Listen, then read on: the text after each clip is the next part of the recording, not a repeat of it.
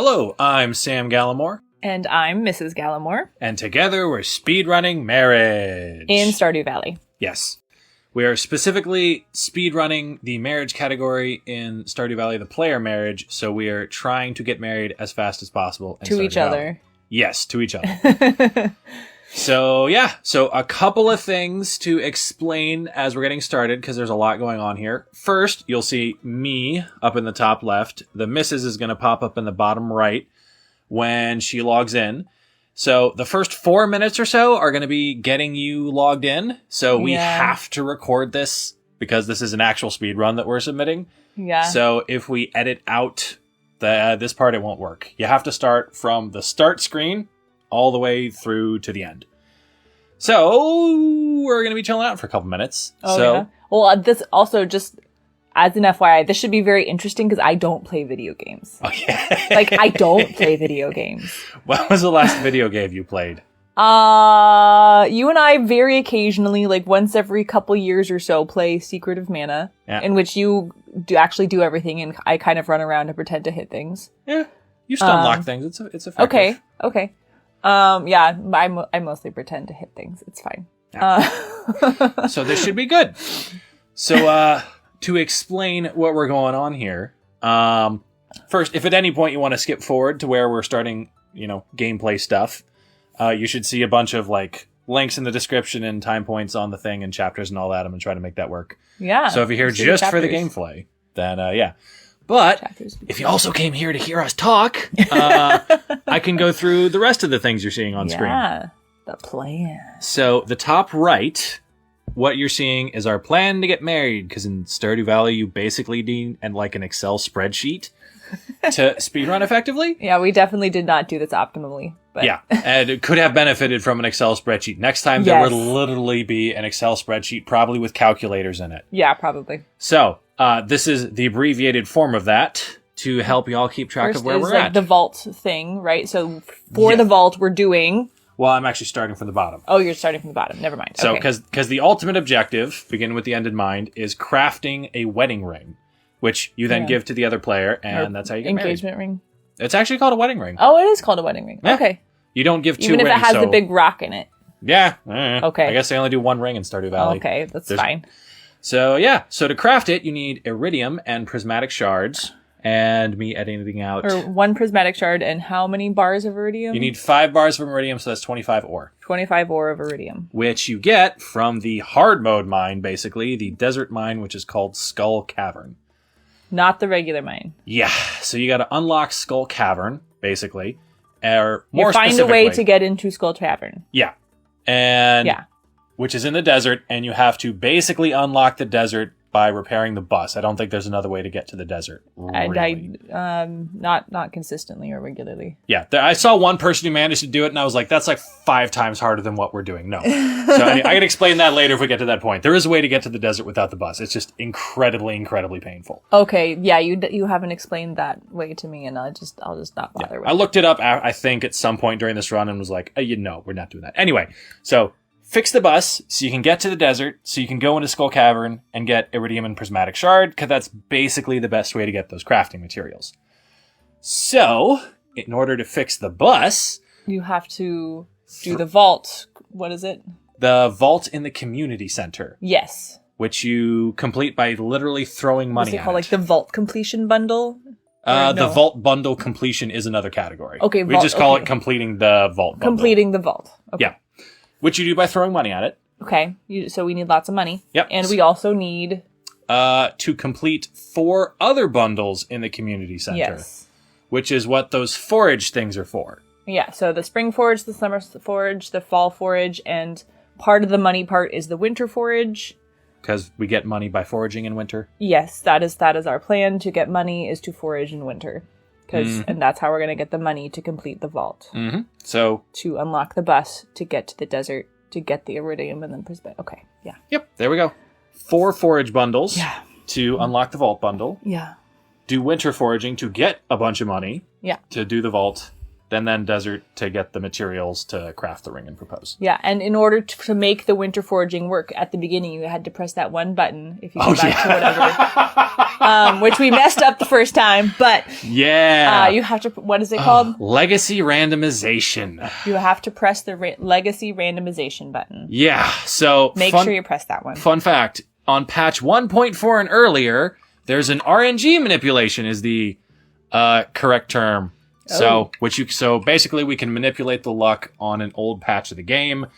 So the person who made the game kindly just had a button to be like, hey, if you want the old way of randomizing things, just click here so you don't have to down patch, which in a later video you will find out how incredibly painful down patching is. So we didn't bother for this. Yeah. So yay, you showed up now. I showed up and you're very kindly clearing away the trees from in front of my house so I can actually move. Thank you. Yeah, we have figured out that you would probably do well with like some sort of cleaning simulators or something. Yeah. Like there's things where like you power wash stuff. Also that in Stardew Valley there will be like the main house like will not have trees grow directly in front of it. Yeah. The second house will have trees grow directly in front of it. So you literally cannot walk out of the house. The trees were basically your nemesis for this. Oh god. Okay, in real life I do like trees. I really like trees. They're very nice. In Stardew Valley, pretty. they keep you from moving around. Yeah, and I get very frustrated at not being able to move around because since I don't play video games, I'm really bad at moving. Just really bad at walking. So part of it has been taken about. Okay, so now to the first Saturday in spring, and we sleep till the Saturdays because they have the most forage. Yes. So we're going to take out a few trees so you can walk. So I can walk. Also, so we have a chest to drop our extra gear in that we don't need. Yes. So free up more backpack space for forage and stuff. So that'll be the first actual like thing we do is getting some trees knocked down and going for the spring forage. Yeah, so that's the current objective, right? Because you have your little bullet point list, and that first bullet point is spring forage, and that in the bottom left, that is the spring forage we're looking for. Yep, though we need one of each of those 4 items. Yeah. So once we're kind of done here, you're going to go up top to explore the route that's kind of between our house and the mines. And I'm going to go to the right to look over by the bus. And between those 2 spaces, we should be able to get all the forage we need. So now the missus has picked up... I forget how much you got. Did you just get horseradishes? I think I just got horseradishes, but there was a buttload of horseradishes. Huh. Okay. Well, that'll be useful later on. I'll see if I can edit you out. Buttload? Yeah. Is buttload not okay? I don't know. I thought buttload was okay. Also a thing I didn't think we were going to be discussing during this run. That's fine. That's fine? Yeah. Okay. I mean, I guess, we had Halo in here, and there's some other, things in that. So yeah, probably we can let that one go. Yeah. Okay, so just drop the chest so we can put our stuff in it.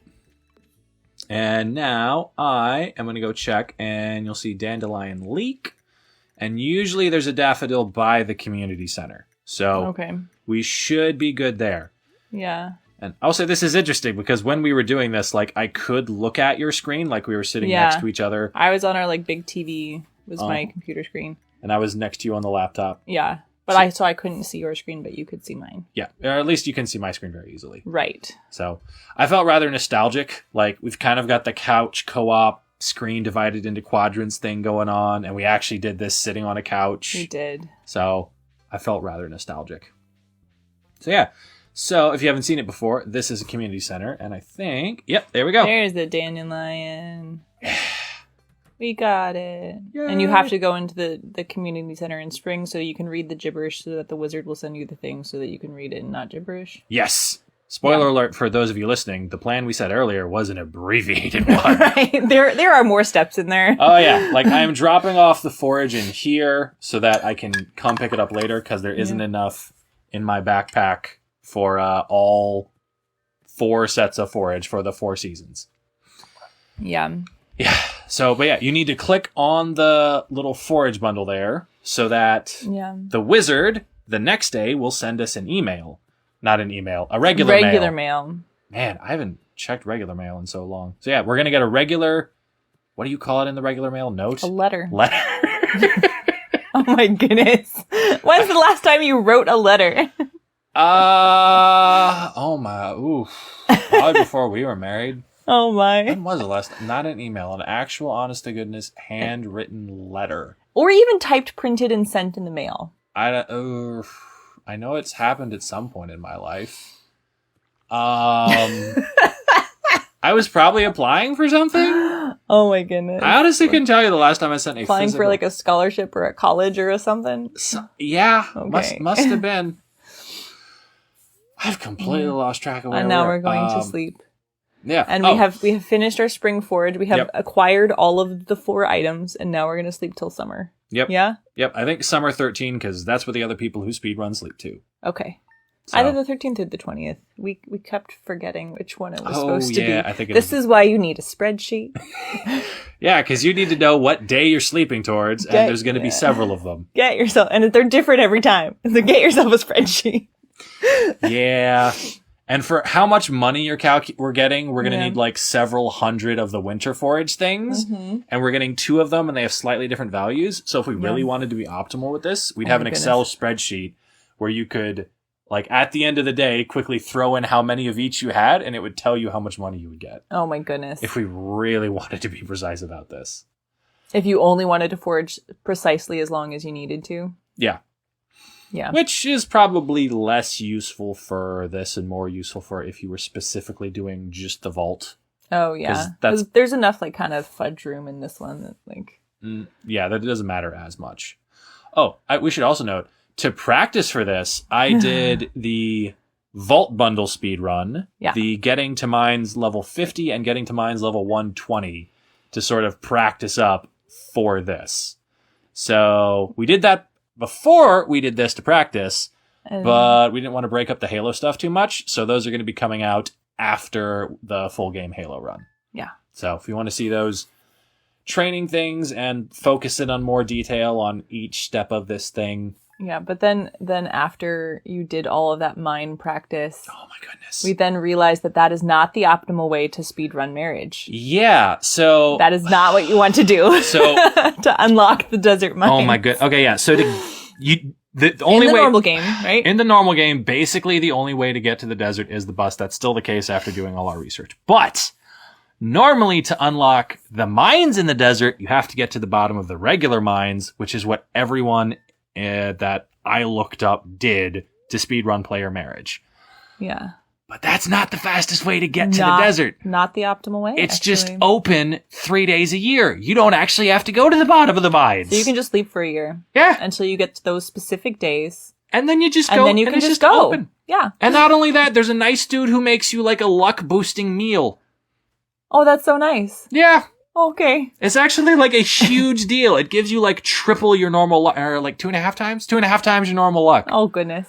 So better than the spicy eel? Way better than the spicy eel. Oh, okay. It's triple the strength of the spicy eel. Oh my. Yeah, that's much better. Yeah, and luck bonuses in this game don't stack. Oh, yeah. So a triple thing is all you're going to get mostly. Woo! Yeah, but anyway, if you're following along with the plan, I think you said this, but I'm going to say it again. The spring forage is now grayed out, because we did that. And now we haven't turned it into the vault, but we have collected the items. Yeah. So the thing we are now working on collecting is the summer forage. So like we said, we're sleeping till I think it's the 20th. I thought about it. Is it the 20th? It is the 20th. Okay, it is the 20th. So yeah. But anyway, with the whole desert mines just being open 3 days a year, I have learned in Stardew Valley and probably in other speedruns in general, do a lot more research. Yeah. Because the reason I found out that was a thing is not because I did a whole bunch of reading the Wikipedia pages. I looked up other categories. Because there's a very little run category called Skull 100. You're trying to get to level 100 of the skull mines. And the way people do that is they just wait till it's open. They don't go through the normal mines because they're already doing the vault thing that takes a bunch of time. Right. Oh, because you still have to repair the bus. You still have to repair the bus. Well, what we can talk about next, the way you can get around that, but it's massively more painful. Okay. So, but yeah. So they figured out, we can get to basically the bottom of Skull Cavern massively quicker if we just wait till these couple of days. Yeah. And I was dumbfounded. I was like, it's just open? Because it takes like a solid hour to get to the bottom of the regular mines. Yeah. Like, if you have money like we're going to have, and if you have a co-op partner, it's better. But it's still not quick. It's way quicker to just sleep for like however long. I think it's like a little over a month. Well, okay. That's if you're going to actually go through Skull Caverns the regular way. But if you're going to do the Skull 100 way, you sleep for 2 years. Yes. Okay. So y'all may have noticed we haven't talked about this. There's jade in there. Yeah. So you can trade jade on Sundays, which we didn't realize going into this. Yeah, it's specifically only on Sundays, which we didn't know. On Sundays, you can go to the desert and trade jade for staircases, and staircases let you skip levels. This is why you need a spreadsheet. Yeah. There's all this stuff on all these specific days. On Tuesday, it's this. On Wednesday, it's this. Yeah. So we're going to get jade, which I'm going to get from the regular mines. Yes. And we're going to sleep for 2 years to multiply that one jade into like 150. Crystallarium. That you get from the vault. Yes. Okay. This is why you need a spreadsheet. Yeah. And then that jade lets us get staircases, which lets us blitz to the bottom of the mines really quick and avoid bad guys and just get the gear or get the materials pretty quick. So the odds go up of getting those materials the farther down you go. The deeper down you go, the easier it is. So now I have a grape and you're exhausting yourself. Yep, I am mining the package right there. And the reason I am doing that is so I can pass out easily. So the quickest way to get back to bed, which is where you have to end the day pretty much, is by exhausting yourself. It only takes like 30... Rather than walking back. Yeah. It usually from wherever you end up going in Stardew Valley back to your home, it's like a minute and a half. Okay, and now you're going to watch me fail at walking. This is going to be really funny. Yeah. We'll get there. It'll happen. And let's see, you have a grape and I have 2 sweet peas, so we need look at all that nonsense that's in there. Look at that. That's a bunch of stuff. Yeah. How am I supposed to walk through that? Yeah. Walking. It can be tricky sometimes. Walking is hard, guys. Yeah. Whew. And there's a spiceberry and a mushroom, which is actually one of the fall forage. So that was actually a good thing to see. Oh, yeah. Oh, I didn't realize that was the fall forage. Okay. Yeah, that's part of the fall forage is the mushroom. That specific mushroom. Oh, okay. And while you're grabbing those bits of forage, I'm going to go talk to the wizard so that I can actually read the bundles in the community center. Otherwise, they'll just be and this is when I realized that my inventory was full and I needed to ditch stuff so I could actually pick up the things. Yeah, so now you're chucking things away. So you make room in your inventory. Inventory management, big part of basically all Stardew Valley speedruns. Yeah. Okay, yeah. So you're going to talk to the wizard. I'm picking up the mushroom and spiceberries. And we got the grape. Did you get the sweet pea? Yeah, I got the sweet pea. Yeah, okay. I can see it in my inventory. Yeah. Cool. So we have done all the summer forage, and I'm skipping the wizard cutscene, and now I'm going to exhaust myself real quick by swinging my tool. So I can get back to bed much more quickly than it took to walk all this distance. Right. And I'm going to fail at walking again. Because I fail at walking. That's okay. It's fine. You're still a world record speedrun holder, even with all this walking stuff. I don't know how. Normally you have to actually be good at video games. Well, it's an interesting point, right? Because there's only, spoiler alert, the reason we got this world record is there's only one other submission. Oh, yeah. And as many mistakes as we made, and we could easily shave an hour off of our time. Easily. We're still end up being 45 minutes faster than the other submitted run. Yeah. So probably because I haven't watched their full video, I sincerely doubt they're doing all the optimized routes. So probably not. They might just be playing through the game regularly, and that's when they happen to get it. Yeah, well, okay, we did try to play through the whole mines and get to the bottom and play it regularly, and failed so hard. And I ended up being awake 3 hours past my bedtime, which meant I was legitimately sick the next day. It was a bad time. Yeah, it was not great. We didn't figure out about the Skull Cavern just open. Yeah. Until after our first attempt. Yeah. Which is why we have times to compare against in the top right. And if you look closely, you'll see a little number 4 for the number of attempts. So, yeah, the previous attempt, we went all the way to the bottom of the normal mines because we didn't realize Skull Cavern was just open. Yeah. We also both went into the mines. Both mines. Yeah. Which also turned out to be a really bad idea. Yeah. Because we didn't take, we had bombs, but we didn't take the staircases with us in the Skull Cavern. Right. because nobody else in the other speedruns did, because they're just a lot better than we are. And I'm just bad enough at video games that I kept dying, and then, you lose that much money each time you die, and then... It's also relatively unlikely to get a prismatic shard. Yeah. Unless you bring staircases. So other people were getting... Probably not super lucky, but it's probably only like a 1 in 4 or a 1 in 5 to get a prismatic shard if you can't just boost through with staircases. Okay. So other people probably put a good bit more attempts into this than we did, is also. That's true. We did not put a huge number of attempts. Yeah, but that's why the Jade is now in the thing. It's technically not a necessity for the run, but we're like, okay, if we want a guarantee, or as close to a guarantee as we can in a luck-based activity, how can we do that? And we're like, staircases. You can trade Jade for staircases. You can multiply Jade with the Crystallarium. So we have a way to give ourselves just tons of Jade, tons of staircases, so we can just down to about level 100 or so. Yeah. And get what we need. And also both of it, like the first full attempt was so painful, and I was legitimately sick for a day and a half. Oh yeah. That neither of us wanted to try that again. Yeah, we went into Skull Cavern 5 or 6 times and never got a prismatic shard. Yeah, and only got how much iridium? We got close with the iridium. It was 16 or 20, and I was figuring out a strategy for okay, these things give you iridium pretty regularly. So the iridium is not so much the problem. We could have probably pulled that off. Okay, but even still, 5 or 6 days. Days in Skull Caverns and did not get 25 iridium. Oh. It was painful. Oh, yeah. It's like watching... doing this is like watching a movie where you don't know if the good guys are going to win at the end. Because... I guess... That's probably not the best way to put it, because that makes the other speedrunners sound like the bad guys. Oh. But it's it does kind of feel like that. Not that they're the bad guys, but that you're like, are we actually going to pull this off? Yeah. We'll put 3 hours into this. Is it just going to not work at the end? Yeah, especially because the crunch point of this is all the way at the end. Yeah, one thing I like about Halo, most of the crunch points are in the first 3 levels. There's a few later on, but only a few.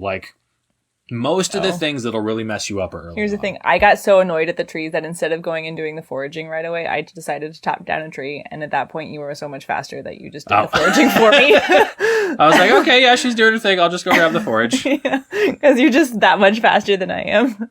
Yeah. And we're on the fall forage now. So we already got the mushroom. So you'll notice we're not hunting for that in our inventory.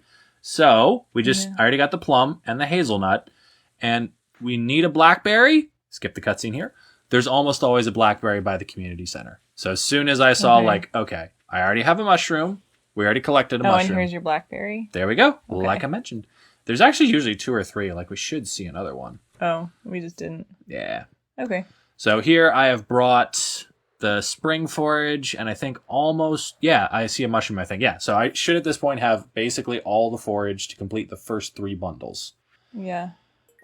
Which... There we go. Oh, because you have to pick up the other ones from the floor or whatever. Yep, then only so much room in my inventory. So I'm going to go ahead and do the other ones. Technically, I could just do all of this at once, but there's actually not enough space in my inventory to bring all 4 sets of forage. So we're going to do 3, and then I'll come back in the winter.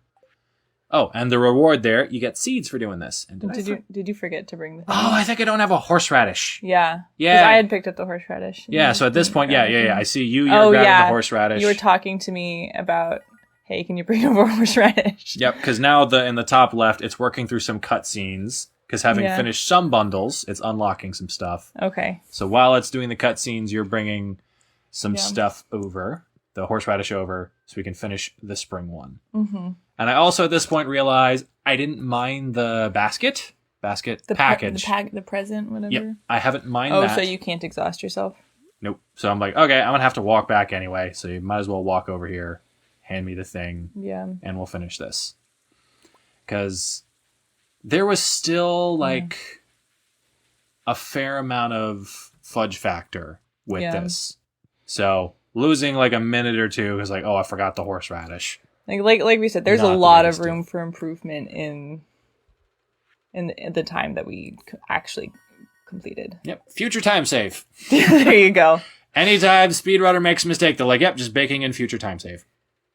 Yeah, now you get to watch me fail at navigating again. I walked into the sign, the backside of it. Well, learning to walk. I feel like a toddler again. I feel like it would be such a relief to you to play normal Stardew Valley and just like, I have all day and there's not really that much to do. Yeah, that'd be pretty sweet. With us, we're like, we could get to the bottom of the mines in like 4 days with like no starting materials. Yeah. That would be spring day 9. We do all of that and like whatever crop we were growing wouldn't have even finished growing in 4 days. Oh my goodness. So, which actually that brings up an interesting question. Yeah.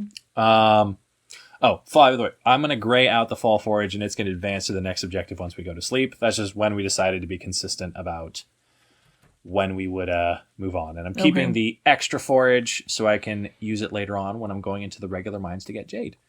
And getting rid of your extra tools. Yeah. Yep. Actually remembering to get rid of the tools I don't need at this point. Yeah. So yeah, there we go. Moving on objective, to jade and money. Woohoo! So yeah, now we're going to sleep till winter. So while we're doing that, what would you think you would do in Stardew Valley if we're not speedrunning it? What would we do? I don't know. You don't know? I think I know what you do. What would I do? I'd probably clear all the trees. Yeah, you'd spend the first week clearing out the trees. Yes, I would totally clear all the trees. I think you can only do like a half dozen or so a day. Yeah, unless you have food. Yeah, and we would not have enough food to clear very many. No.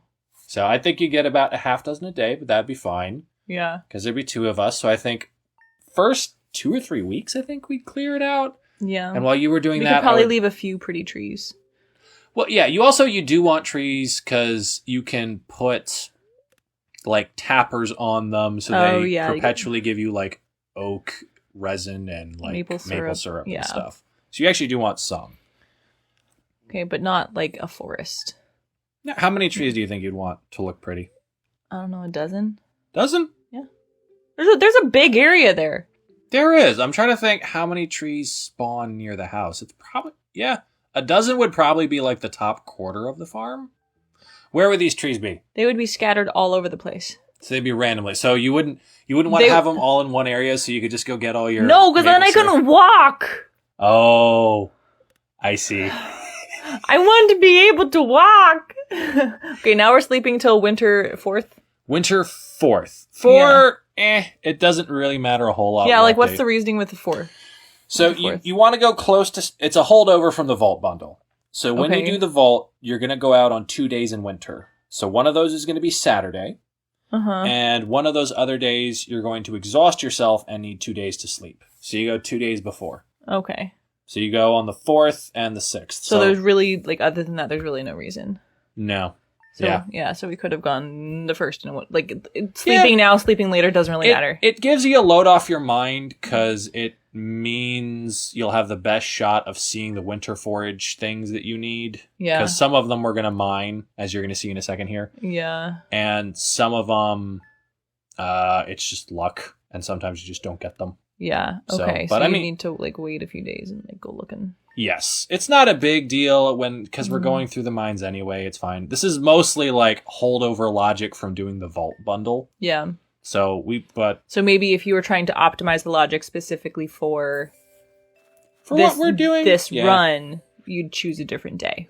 Or more, it just wouldn't really matter. You could go on you still probably want to go on the 6th to get. One of the days you should go should be a Saturday, so you still probably want to go on the 6th because it's the first one.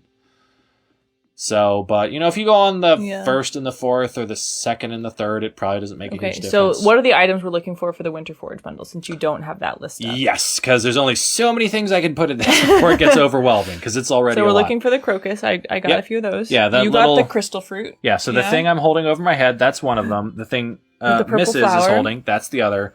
And the other 2 are the snow yam and winter root, and we're going to get those on the beach. Yes. Because this is a cool thing speedrunners have figured out. I think this year. This is a relatively recent innovation. Oh, really? Yeah. Okay. I think Stardew Valley speedrunning is mostly a last 12 to 18 months thing. I haven't seen a lot of records older than that.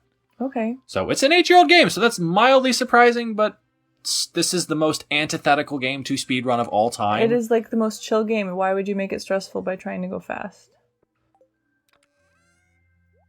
Well, so anyway. We are. Yeah, I always feel a little bit bad speedrunning Stardew Valley because like this is the exact opposite thing that the creator wants. Yeah. Creator of the game. Yeah. Yeah. So what you are doing is you're down on the beach. I'm going to head to the mine to start looking for jade. But you are hoeing a specific spot and pickaxing it so you can re-hoe it. So it'll give you either a winter root or the... Snow yam. Snow yam. Yeah, I think those are the two. Yeah.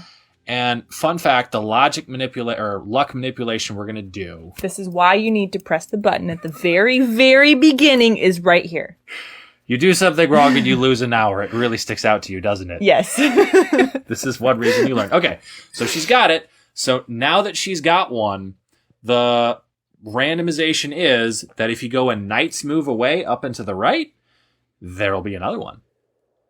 Well, one of the two. It'll either give you a winter root or a snow yam. It'll give you something, guaranteed. They're both worth a fair amount. They're both worth basically like a jewel's worth of money. So the pattern you do is 5 nice moves up and then back to the beginning, 1 knight's move in the other direction. Yep. And then, 5 knight's moves up. Yep. And repeat the pattern. Mm-hmm. Because the what you get when you hoe the ground is not actually random. There is a pattern to it, or was a pattern until he patched it out. Oh, goodness. But, I mean, good on him for, like, patching Allowing out a very, very efficient way to get money. Like, this is, like, something like 5 to 10 times faster than just about anything else you would do. What else would you do? I don't even know. You grow crops effectively. Okay. Is what was the previous strategy before this. Oh, interesting. People would, like, figure out the best way to get crops, and then they would just plant the crops, water them, go immediately to sleep. Yeah. That's still slower than this. Okay. So. And just sleep, like, know how many days that it took until to harvest out that particular crop. Mm-hmm. Right. Okay. So yeah. And you're over in the mines doing whatever miney thing. Yes. So while you're getting the money, I'm going through the mines because Jade doesn't show up in the mines until level 40. So I am going through trying to get to level 40. And you'll notice I skipped that ladder that just showed up in the mines to go down a floor. Yeah, there's a ladder right down there. Oh, did you not notice it? No, I probably did notice it. I'm going for the copper ore. Oh, that's right. And the other thing is, something you need on later levels of the mines is better weapons. It helps a lot. And you're trying to find one. Yeah, so those barrel thingies, those can drop upgraded weapons, which make it much quicker to take out bad guys, which greatly speeds up how quickly you go through. So I'm making sure to check those as I go. But mostly, it's a matter of break all of the rocks close to you to find a ladder, then move on. But I need copper for 2 reasons. The first is that you get experience in the mine by breaking ore nodes. And you need to break 20 ore nodes in order to get enough experience to level up once, which is what you need to make the first level of bomb. Right. So, short version of this, break 20 ore nodes, learn to make bombs. Right. Which is going to be very, very crucial to getting through Skull Cavern quickly, because bombs let you mine stuff very quickly. Yeah. Much quicker to just... sitting there and swinging for forever. Yeah. Especially because the rocks in Skull Cavern are much harder, but they still blow up to mines just as easier. Now, another thing I'm doing here is this special enemy that has the star over its head can drop a weapon, and in fact does. Aha! This was a lucky break for me. Don't throw away your pickaxe. I don't think it'll let you, but it's a good thing it doesn't. Yeah. I paused it. Why is it not letting me throw it away? Oh, it's my pickaxe. I should not throw that away. Don't throw away your pickaxe. You need that. Yep. And over here, I'm getting frustrated because more and more of my swings are turning up nothing. Oh, at what point did you talk to me and you were like, how do I fix this? Once it got to be like 4 out of 5. Yeah. So for whatever reason... Yeah. Sometimes the pattern that you get, but it was only on 1 out of the 2 like rows. Okay, so it was only 4 out of 10, I guess. Okay, that's still a fair amount of loss. Yeah. Okay. So you were saying that will happen sometimes. Not sure why. Yeah. And when it does, what you do is you just, as soon as you hoe a spot that you know should have given you a winter root or a snow yam, you do the pickaxe and hoe thing repeatedly until it starts giving you the thing again. And at that point, it usually is good for the duration. Yeah, it was at the point where it got above 4, where I was like, what do I do? Yeah, so I'm not just like, you just hoe and pickaxe until it gives you the thing. Next time you whiff, just hoe and pickaxe until it gives you what you need. Yeah.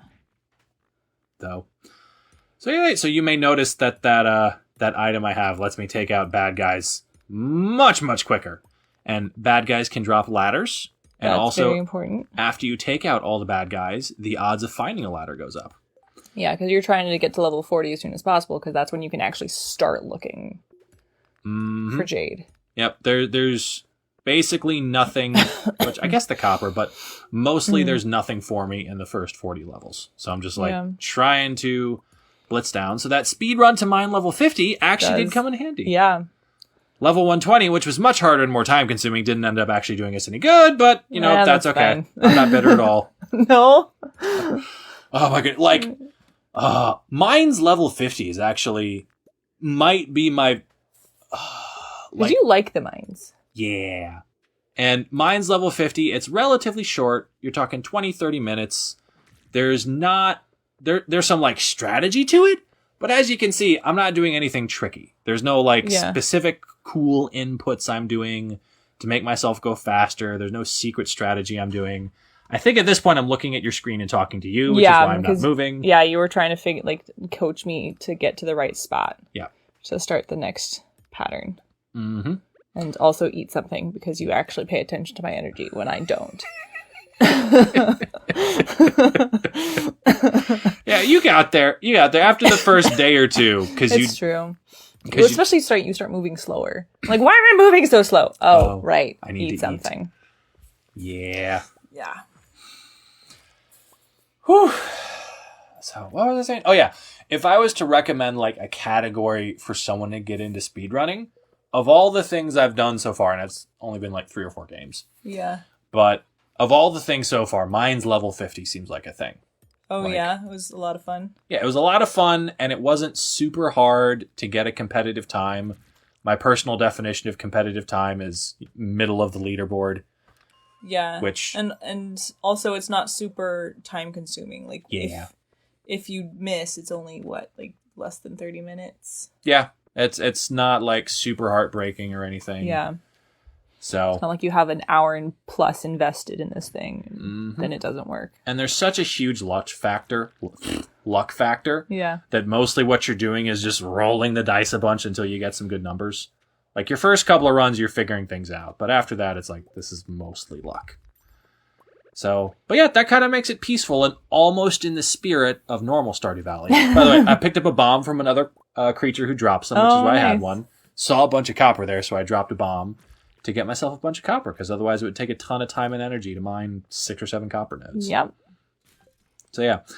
But yeah, I felt like I was this is something I might do later on just for giggles or just to relax. Yeah. Is just hey, put on a podcast or Gregorian chant or something and just do mines 50 and just kind of zone out a bit. So, because it's just kind of chill. Because there's also, you'll notice I've been getting hit, and I guess I've been eating items which heal me. Yeah. I don't think I ever so much as got into the red in the first 40 mines. It's really relatively difficult to actually get hurt. Yeah, because the bad guys are so low powered. Yes. The only ones very tired. Yeah, well, I'm doing a lot of mining. You are doing a lot of mining. Yeah, you'll blow through your energy, absolutely, but nothing will really take you out. So there's not the threat of something killing you and you losing progress. Those bugs, if you just ignore them, will take you out, but that's about it. Short of ignoring the bad guys. Right. Which you should. Mostly what you should do is ignore the bad guys and just go for the rocks. Yeah. But those particular insects, if possible, you should actually stop. The ones that actually go for you, rather than the ones that just kind of meander in their route. Yeah. I mean, if you get close enough to other bad guys, they'll go for you. But those guys will go for you basically before they're even on your screen. Oh. So as soon as they'll spawn, you'll hear the buzzing noise. Which, by the way, I would totally turn off the sound in mining for Stardew Valley, because the buzzing noise for those things is just nails on a chalkboard. By the way, we did turn off the sound. We weren't running this sound. Yeah, pretty much, as I think longtime viewers, not that we have those, but longtime viewers will know, most of the time when we're running, we have the sound off. So yeah, I usually just don't like a lot of the sounds. This one actually, I like the soundtrack for Stardew Valley, but I don't like all the sound effects. Yeah, I think what about the beach? Like, have I heard the sound for the beach? I was wondering that because you did I don't know. Did you have headphones on when we did the beach? Okay, I think you might like the beach thing because it's not even because you're just like thudding sound. Well, okay, I like the humming sound is fine. It's just like all the like bad guys or like the hitting or like the all the random sounds. So you wouldn't want it on the mines, definitely not. Yeah, but I think you'd enjoy just the beach, like because it's just waves and like working sounds. And I was listening to it while I was editing. That's why I'm thinking of it. Oh. Because I do have the sound on while I edit. Yeah. And I was like... Because the thing records the sound, even if we're not listening to it while we're playing. Yeah. I was thinking... Which is a neat thing to know about recording software. I was like, you'd think if you mute it, it wouldn't record the sound, but apparently not. It does. Yeah. Apparently it doesn't care about whatever volume you have. It just is the sound. But yeah, I was like, I could probably use this in like... Maybe break copyright, so maybe not. But I was like, we could probably use this as like background noise for like the audiobook stuff. I don't know. Could do a beach audiobook, but that'd be fun. Probably it would break copyright, and I could just go look up some public domain beach sound. There are so many beach sounds. Yeah. You can just go to a beach and record a beach sound. You can. Which would be a good thing to do at some point. I should do that. Haven't we done that at some point? We did on vacation, and then, like, my phone died pretty soon after that vacation and lost most of those files. I was a little bit sad. That was very sad. Though, because apparently my, like, recorder didn't sync for that. And, this has just come up. So I'm on floor 18. It basically saves your progress every 5 floors, so I need to get to level floor 20 to save my progress. And it's midnight. Yeah. And fun fact, at 2 a.m., you will just pass out. So at this point, I'm like starting to hurry a little bit. Like 2 in-game hours is a decent chunk of time. It's like a minute and a half in real life. I guess you'd only go back to floor 15, but still, you don't want to have to do that. Yeah, it's now that you say that, I'm like, it's not the end of the world, but the mines 50 part of my brain is like, oh no, losing 3 floors is the end of the world. Oh, yeah. But yeah, in actual real life, that's not a big deal. Or not in real life. In the run we're doing, not a big deal. This one, overall, like in total, it is a lot longer, significantly longer. But also things like losing 5 floors or 3 floors of the mines.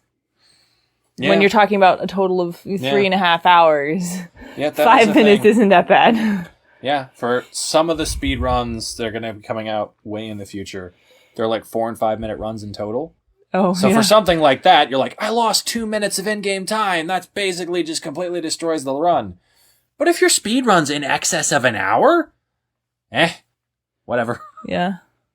Like for the Halo run, when we do the full game speed thing, there's a level where I think I lose 2 or 3 minutes, and it's about halfway in, and I almost gave up, and I was like, I think I could still pull this off, even though I lost 2 minutes. I was still up.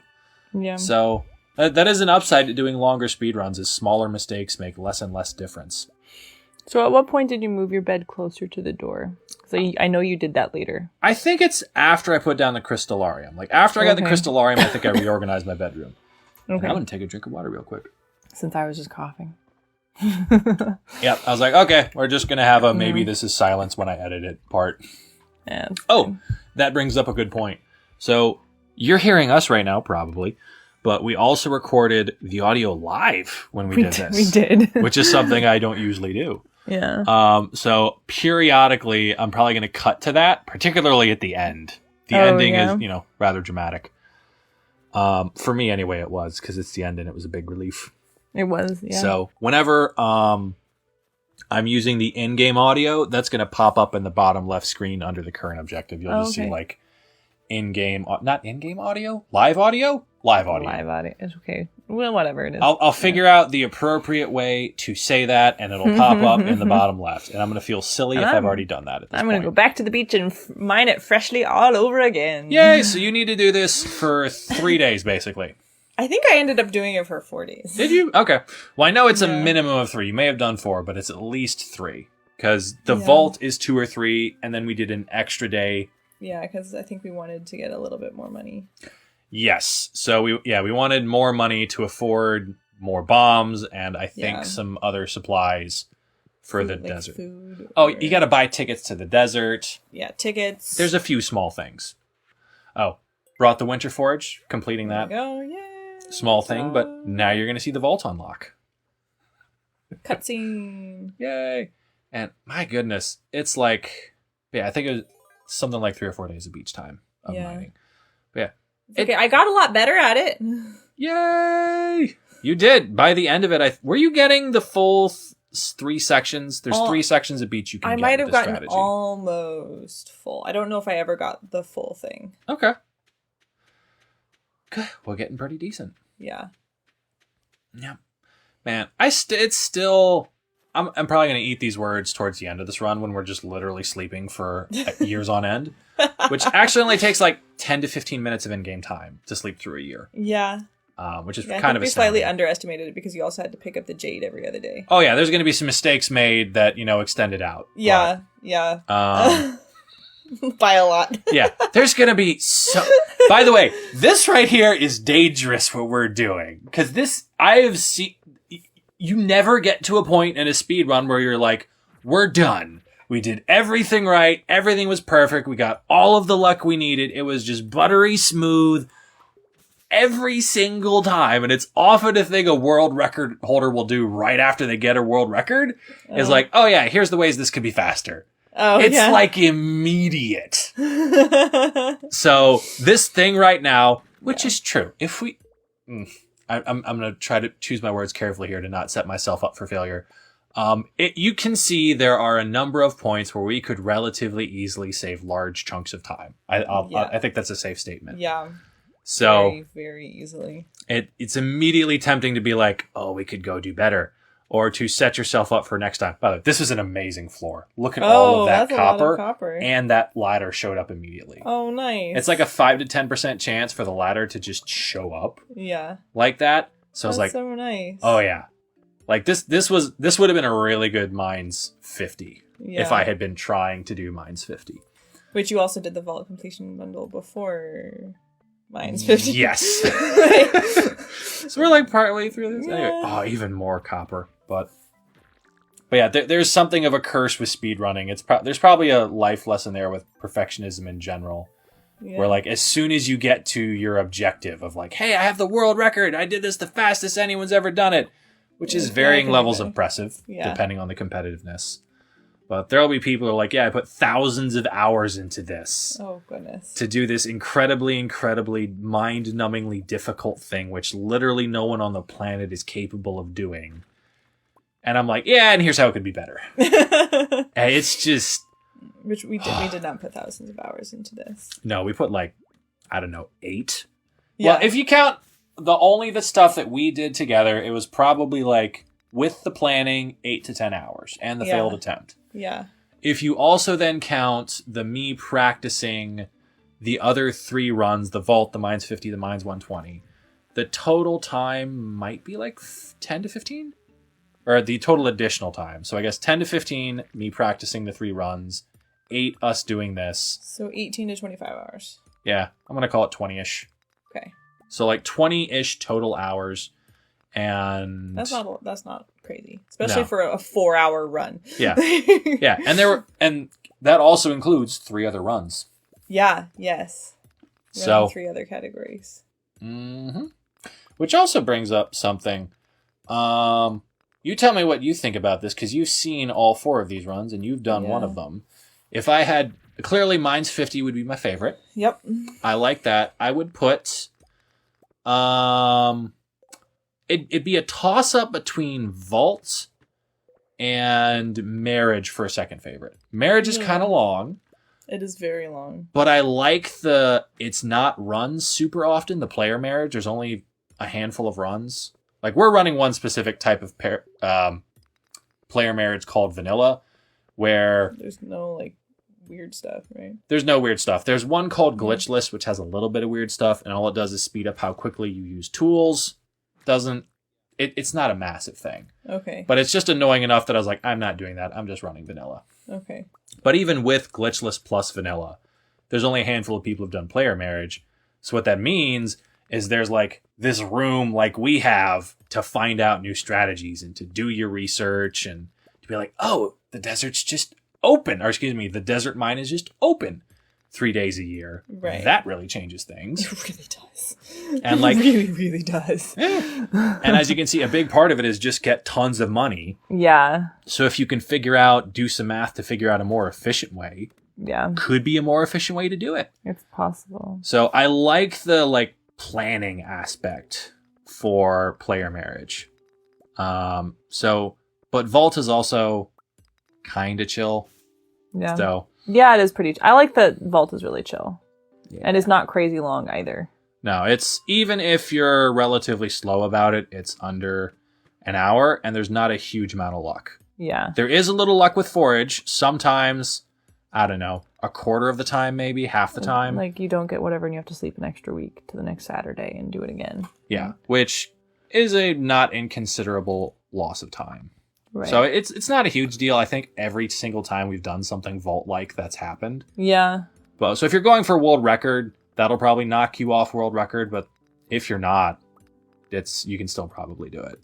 So yeah, if you're just going for something fun and less stressful that doesn't take a huge amount of time. Yeah, Vault, and you will encounter 0 enemies and never have to go in the mines if you're doing Vault. Yes. It's literally just walking around the map, gathering stuff, and effectively mining a beach. Right. So I can mine a beach.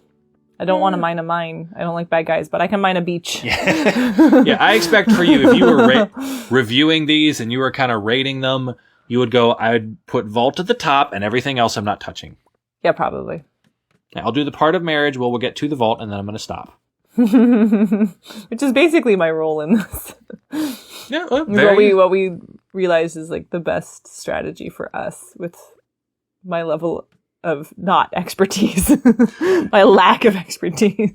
Yeah, we're like, you can still very much do the beach mining, and that I can totally do the beach mining. Save a big chunk of time. Yeah, because it means you don't have to do the beach mining. Mm-hmm. And having extra people in the mines only helps so far. Yeah. So, it definitely does help, the extra energy and people to take out bad guys, but you can only speed it up so fast. Yeah. So, if you can have people, doubling up work where you're doing something completely different, that's probably more efficient. So. Yeah. And, thing I'm continually amazed by, we're 47 minutes in, and we're still, talking about all of the details surrounding the strategy and stuff around this. There's a lot. We've talked about a spreadsheet, but seriously, get a spreadsheet. Yeah. Don't forget stuff. Yeah, if you're doing almost any Stardew speedrun stuff, except for the Mines 50 and Mines 120, I think you can get away with that. Is it simple enough that you're just you're just doing the thing? Yeah, but almost anything else, especially the more involved categories, like any of the marriage things, or if you're doing the whole community center, that's a thing. Oh. I cannot imagine how intense the optimization has to be for the community center. Oh yeah, because you need a lot of niche things, don't you? Uh-huh. We're doing 1.5 bundles, and we're intentionally doing the easy ones. I think at some point you're going to briefly see me look at, because there's more things in there's more than 4 kinds of forage. I think there's 6 or 7. Yeah. And 1 or 2 of them are relatively straightforward. Hey, throw a bunch of wood and stone at it. But another one's give me a prismatic shard, which, as you can tell, is super tricky to get. Which we spent 4 hours on our first attempt trying to get that and did not Whew. Yeah. Rather painful. Yeah. So you're gonna have to deal with that. You have to catch most of the fish in the game. Oh. Which you probably didn't even know there was fishing in this game, did you? Oh, I did. Oh, you did? I've watched you play this game before, and what the time I watched you play it, you finished the museum.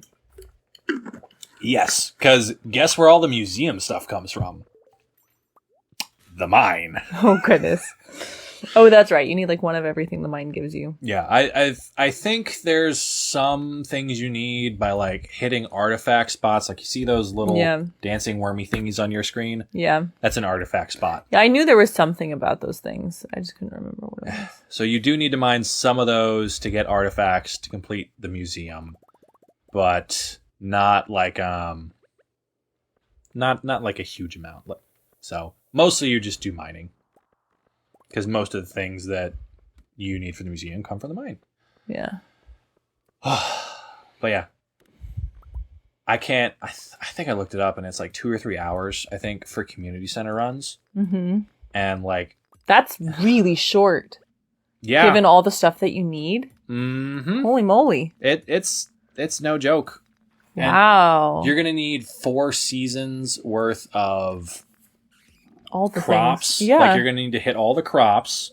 You're going to need, probably not all the crops. You're going to need to hit specific crops in every season. You are also going to need, let's see, we talked about the fish. Fish, crops, forage, vault. What on earth are in the other two? I don't even know what are in the other 2 bundles. I think I think one's like animal products. Oh. Like you're going to need to have like every kind of animal on your farm. Oh, goodness. Or near enough. And almost... Or be able to buy it. Yeah. Plus, I think there's some random stuff. Like, I think there's one thing I think there's like a dinosaur egg, which I don't even know how you get that. I don't think it drops from something normally. I think there's some complicated process to get a dinosaur egg. Oh, my goodness. Yeah. It is kind of like, you need to do everything in the game. Or you need to be able to do everything in the game and look up like some lesser percentage. Yeah, it's bananas. Yeah. I can't imagine doing that. That's not. I think we like both mutually were like we're not doing something this long after this.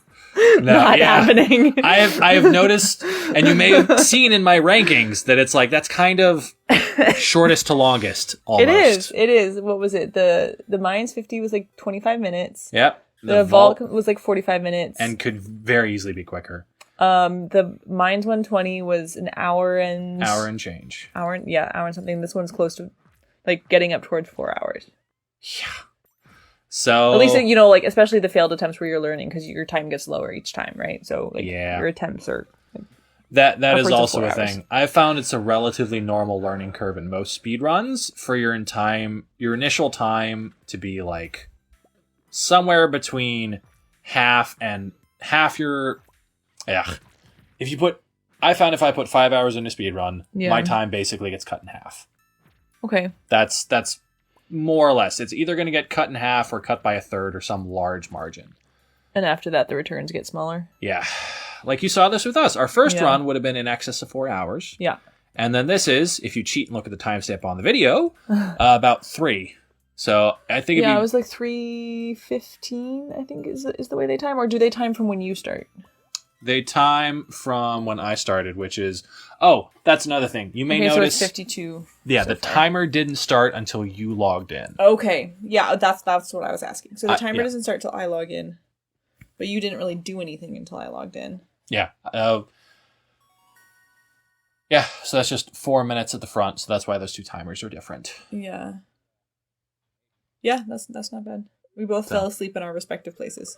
Yay! I was like, yep, I'm mining down. I'm just mining as much as I can. Because now that I've gotten to level 40, it's just a matter of finding the jade. And I'm just going to keep getting more things. Yeah, and I think I'm selling your stuff partly because I need... because I'm running out of forage. So I'm like, hey, it'd be good to just buy some salads to heal myself with and to get more energy. Yeah. Ran out of room, so I needed to make a second. Yeah. Chest. So yeah, taking a certain number of those. Oh no, you were just taking them to eat, I think. Oh, okay, yeah. I guess I sell them later on. Yeah. Because we got only 3,000 gold, and the vault is 42,500. That's a lot. Yeah, but I think you're gonna get there this day. This is the 3rd day on the beach. Yeah. From what I remember, I don't even take the full time in the mine to get the jade. Yeah. Yeah, so I think you came and helped me on the beach at some point. Yeah. I don't remember if that was today or the next day. But... I think it's today. And I think I go on a shopping spree today. Okay. So we're going to get to the point where we set up to sleep for 2 years. And you're going to see why we sleep for 2 years, and this is going to make a little more sense. Yeah. So it shouldn't take me too long to get the jade.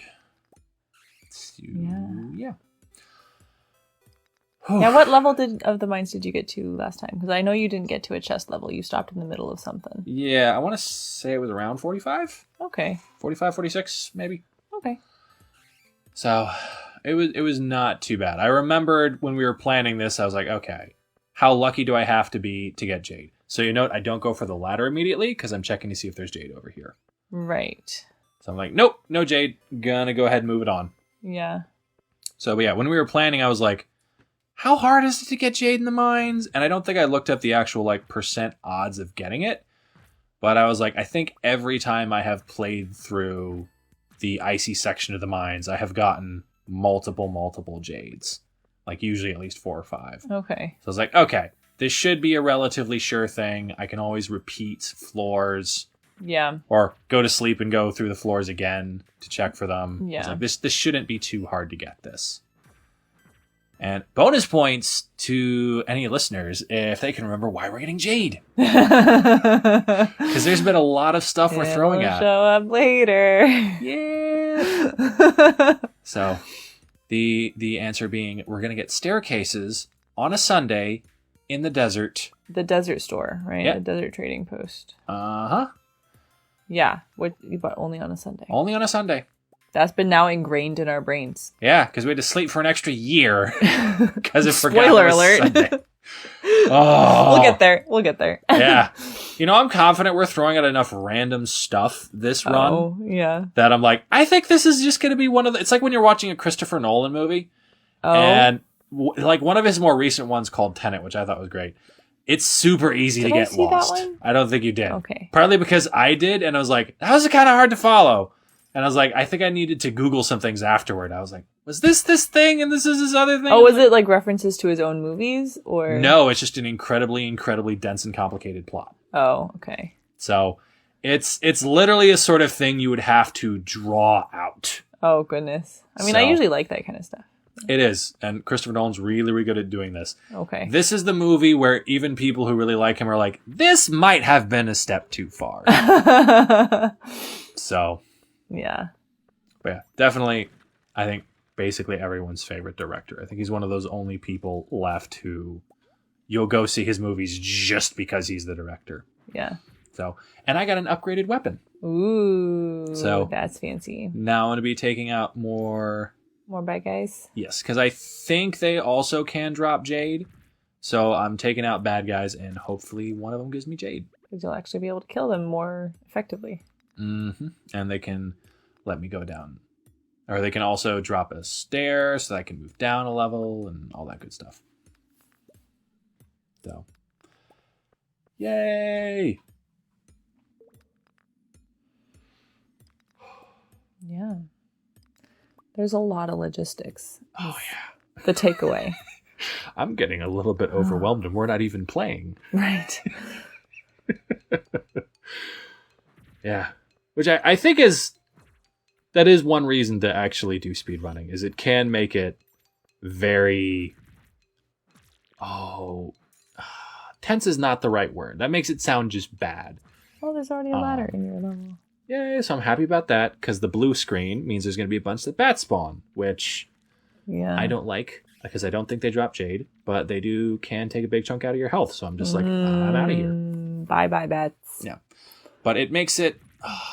like fresh-ish, but emotional. Like I'm really struggling to find the right word. Is this your jade? I don't think that's jade. This is aquamarine. Oh, okay. Never mind. That is a gem. It's not the one we need. Oh, darn it. To my knowledge, that's not useful besides giving us like 100 money. And every time you swing your hoe on the beach, I get about 100 money. Not quite, but you know. Yeah. So if you wanted to have a reference for just how broken that like mining on the beach strategy is, every time you swing your hoe, you're basically getting a gem. And those are valuable forage there. Yeah, they are. My goodness. I don't know what the other forage is worth, but not nearly that amount. Right. So, could be a thing to look into is like how much better is the winter forage? Because I'd be willing to bet some kind of luck manipulation would work for the other seasons. So a question would be like, hey, it takes like 7 or 8 minutes to sleep till the winter. Mm-hmm. Is it worth it? Or is one of the other seasons get you good enough forage that you can just do this earlier? Oh, and not have to sleep quite so long. Because every day you sleep, it's like what? How many seconds? It's about 6 or 7 seconds. My rough math, when I timed it, is about 2.5 minutes per season. So to skip 3 seasons, about 7-8 minutes. Right. So, and that illustrates right there. One of the things fun about Stardew Valley speedrunning is the like, I wonder if this is the optimal way to do it. Because clearly people have not mathed things all the way out. Yeah. Like if you're running the more popular categories like your Mine 50, Mine 120, some of the other marriage categories, the whole community center. The ones that don't take 4 hours. Ones that don't take 4 hours and have 20 or 30 submissions each. Those are probably pretty optimized. But a lot of this stuff is not. And I think that's fun about less run speed runs in general. Yeah. That if you're like, hey, I'm submission 128, I'm probably not finding anything these people haven't. Because at that point, there's some dude who, literally in Halo, there is I'm going to say madman, but in like the positive way, like that madman. Yeah, he's just so invested. Yeah, has written multiple computer programs. Yeah, I found my jade! Woo!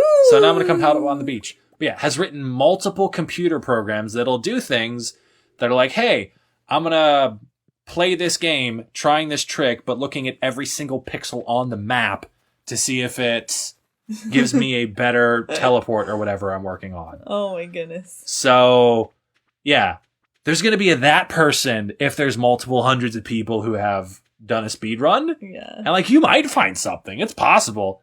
It ain't super likely though. You'll get in situations where you're like, hey, I think I found a thing. And like I did this, I thought I had found a teleport.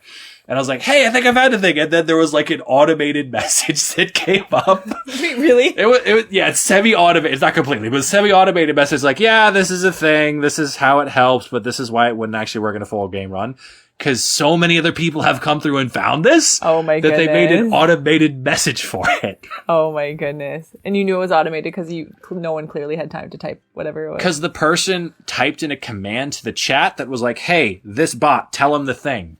Oh. So someone wrote a bot for the chat that it could tell stuff with. So it's like, oh, someone found that trick. Bot, tell him what's up. Oh my goodness. So, wow.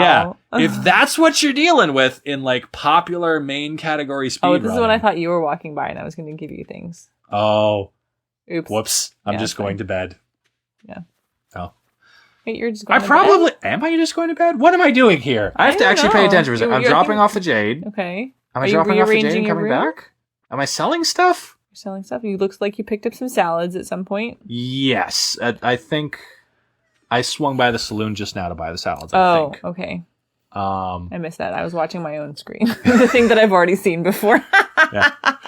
Salads, I am kind of watching my screen too. So we're both sort of watching. Oh, goodness. I'm going to have to like take an anti-narcissism like something after this. I don't know. So like, hey, I did a thing and now I'm watching a thing and I'm talking about me doing a thing. It's fine. But yeah, I like the bottom line. I like the less frequently run speedrun categories because they have these opportunities for you to do research and either find things in other categories that you can bring over or just read through the Wikipedia pages to find stuff or just play around and find stuff, honestly. But there's like room for improvement on top of being the world records are way easier to get. Like it's way easier to be like, oh, I'm like first or second or whatever. Like, yes, it feels great to be like I'm the fastest in the world instead of I'm 106th. Yeah, yeah, which can still be impressive. I've put more time into Halo 1 to be number 50 out of 140 than I have into basically anything else I'm going to speedrun ever. Yeah. So, I mean, it's your favorite game, though. It is my favorite game, and it's just fun to be really good at something is another thing. Yeah. But that, like, hey, I'm the best in the world. I'm not getting that with Halo 1. Like, there's just too many other people. Yeah, there's a few lesser run categories in that game I might be able to snipe. Okay. I'm going to not say here with the hubris that someone listening is going to be like, oh, I'm going to go get that. Oh, goodness. But yeah. They also definitely don't have that, like, hey, I can do research and find things. So I work in a STEM field. I like periodically doing me some research. So it's fun to do that in games. Research.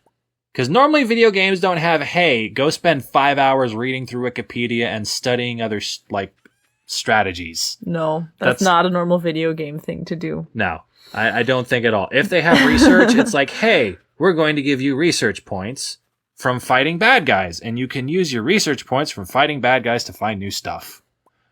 So like that's like the video game equivalent of research. Right. So you're going to punch things, and through punching things, you will learn. You will get smarter by punching things. Yeah, like I broke rocks to learn to make bombs. Yeah, that's how that works. Right. Versus like actually studying, like, whatever.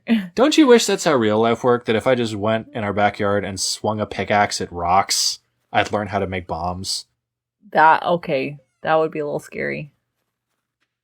But it'd be so cool, though. It would be cool, but and also, like, does this apply to just you, or does this apply to everyone? What if everyone learned? What if you replaced universities with, let's say you want to be a doctor. Let's see, what in Let's video not games? Do that one. Oh, this would be terrible, because how they do that in video games is like, yeah, you're going to learn to be a doctor by throwing Band-Aids at people, basically. Oh my goodness, no. Like, no. Oh. I like my medical professionals to be well educated. It would be even worse than that, because there'd be like to be like a pharmacist, there'd be potion making. Oh my goodness. So there'd be someone who's like dumping sugar and drinking it and then spitting it back out to level up their like pharmacy skill. Oh my goodness, no. It would work very well for you, though. The like, hey, you'd level up your making clothing stuff by... I'm trying to think of a video game where you make clothes. What? Okay. I'm pretty sure in Stardew Valley you do it. What? I don't, but I think you can. What? Yeah, I think at Stardew Valley you can make clothing. What video game do you make... How do you make clothing? I actually don't know how you do it in Stardew Valley. Hold on. I know that there's another game you do this. I'm like, most other games you just find the clothes. Like, I was like, Zelda, you just find it. I don't think you make any clothes in Zelda. You can dye them. Can you? Okay. You can dye them. Okay, you can dye them. That's part of it. Mm-hmm. Can be. Minecraft. Wait, Minecraft? Don't you make clothes in it? Yeah. You shear your own sheep in Minecraft. Yeah. See? You don't make a loom or whatever, but you shear the sheep. Do you just... Oh, maybe you do make the loom, and you just, like, feed the wool into the loom and it does its thing. Maybe. I'm gonna... Oh, yeah, okay. Because Minecraft's very into its, like, machines. Yes. So, like, it would be very into having a loom. Okay, and Minecraft doesn't have leveling up like most games have leveling up, so the analogy breaks down. But yeah. I bet in a video game, if you were to level up making clothes, it would be by making clothes. So I bet that, it's actually pretty close to real life, where I guess you don't have the, like, research, but a lot of the skill is in the practice, right?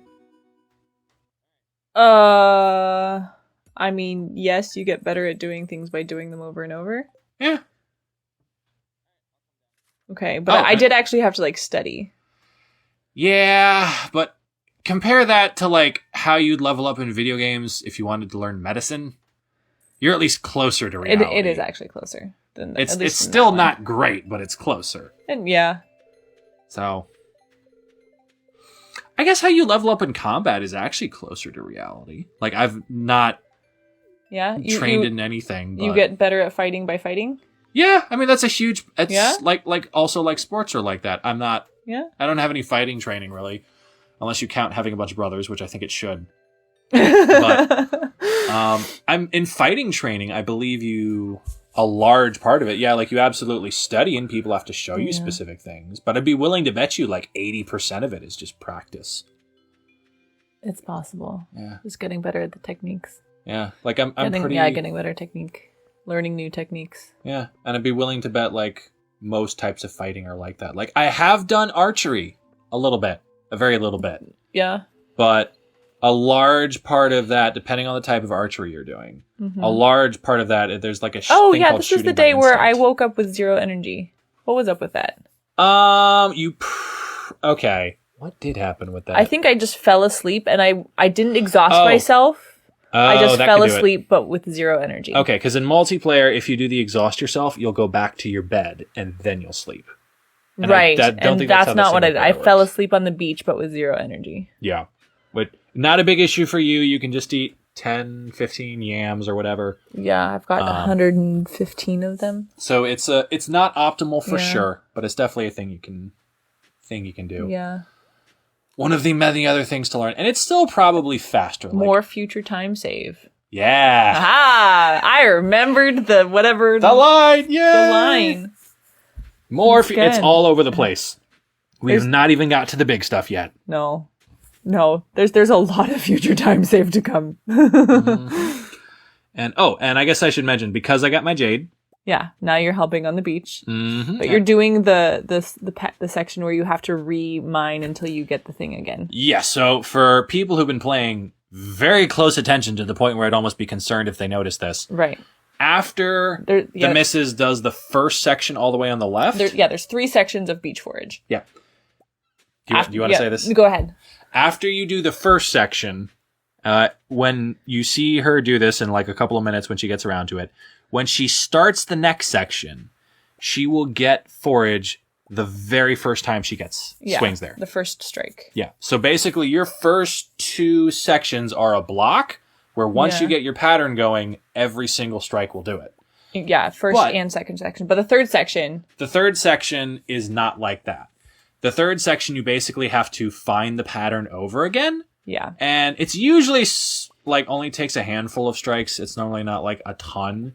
But you do sort of have to find the pattern over. So, if you just have a second person who's only going to be there for part of the day, I've usually been doing that at 10 p.m. because that's when I get to that one. So I'm like, okay. So, second person can knock this section out and then go do their preparatory shopping for the desert. So I think we're going to get enough money to finish the bundle. I think the hard part is that third section bumps into the second section at some point, and so you're trying not to overmine to bump into the second section. Yeah, we probably have a whole conversation at this point. Yeah. About like, am I too far? Am I bumping into it? Like, yeah. I was like, because, it's not a huge deal if I don't get those last couple of spots, but I think you pointed out that like, hey, if it bumps into it, I can just pickaxe your spots. Yeah. Because pickaxing doesn't affect the pattern. Only hoeing does. Yeah. So we're like, okay, I'll get to there, which is more or less the end of it anyway. Yeah. And now you're throwing me all of the 8 million things you have acquired. And I'm going to go sell them and go, at this point, finish the vault bundle. Yeah. And I think buy stuff for bombs, which is copper and coal. It also means you can start your crystallarium. Yes. Going. So, which you get from completing the vault, which you'll see. So. Oh, yeah, let me watch your screen. Oh, yeah, because you haven't seen this part. That's true. Okay, so first we're going into Pierre's. I don't know if he's French, but going into Pierre's, where I'm going to... I think I buy the extra backpack just because I'm like, maybe not this time. So I'm selling him the stuff. Yeah. So now we have a bunch of money. Money. Because he will buy the forage. Most people won't. And I'm like, okay, I think I have enough money that I can just buy a backpack, which doubles my inventory space. Yeah, so you don't have to worry about managing inventory. Yeah, so I was like, when I'm in the Skull Cavern, it's hard. I don't have to worry about it. And I'm like, I probably could have gotten the extra ones, but that was probably overkill. That's fine. So now we have money. So now we're going to go buy bomb materials. So the blacksmith that I'm walking over towards, and you can tell I haven't done this a ton because I'm like, where do I walk? So I think it's probably the first time I have visited the blacksmith. Or apparently I was stopped and decided to go buy more salads. Yeah. So this is about the point where the practice kind of runs out. Yeah. Because like we've done the vault a bunch. You've done the vault a bunch. I've done the vault a bunch. I've done the mines a bunch. Yeah. There's like a muscle memory towards. This I'm like having to stop and think, do I get more salads? Do I go to the thing? I probably should have done the community center first because I was right there. Yeah. Not that it matters a ton because you're getting through the rest of this anyway. Yeah, I still need the rest of the day. You have the whole day to do all of this stuff. Yes. So because I need the rest of the day to finish doing this. Yeah, so there's not a huge time crunch. So I'm being a little chill about it. Yeah. So getting mines to help with, or not mines, bombs. I don't know why I keep saying mines. To blow up rocks to actually look for the materials in the desert. Yep. Because the desert's advanced enough, our tools aren't going to be very useful, so you kind of have to use bombs. Yep. And it's 4 copper and 1 coal gives you a bomb. So I'm attempting to buy materials such that I have about 45,000 left, because you need, as we said, 42,500 for the vault to fix the bus. And you also need like a couple hundred for like tickets to the desert and some other supplies you get in the desert. Stuff. Yeah. I think this was the point where I pointed out to you how close you were for the like don't keep spitting, buddy. No, for the third. Oh, like wow. I haven't seen this before either, so I'm gonna look here. Is it, you said it was like right on? Yeah, you see those noses on the end of those lines? That's my finding. Okay, yeah, that was about as far as I can go with that. Yeah, I think you could have gone literally 1 row further without me having to undo anything. Oh my. But then, you having to undo anything and like having to think about and count exactly where I have to go just takes longer. So I don't get to mine as many places. Yeah, there's the like, hey, let me think about where exactly I'm going in order to finish this. So, what had just happened real quick? Yay, vault! Finished the vault. Yay! Threw a bunch of money out of it. Got all the rewards. Yep. And I got a lightning rod, which isn't super useful. Right. Chocolate cake, which great for nice energy and health. Yeah. Apparently chocolate cake is actually good for you in this game. Yeah, don't read too much into that. The next game the person's releasing is called Haunted Chocolatier. So, interesting. Clearly has certain opinions about chocolate. That's okay.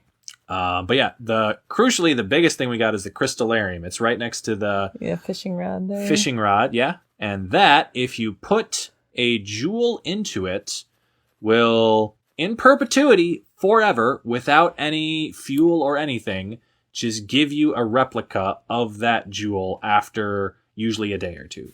Mm-hmm. Some of the more expensive jewels take longer, but usually it's a day or two. Mm-hmm. So what I'm going to do is I'm about to rearrange my bedroom.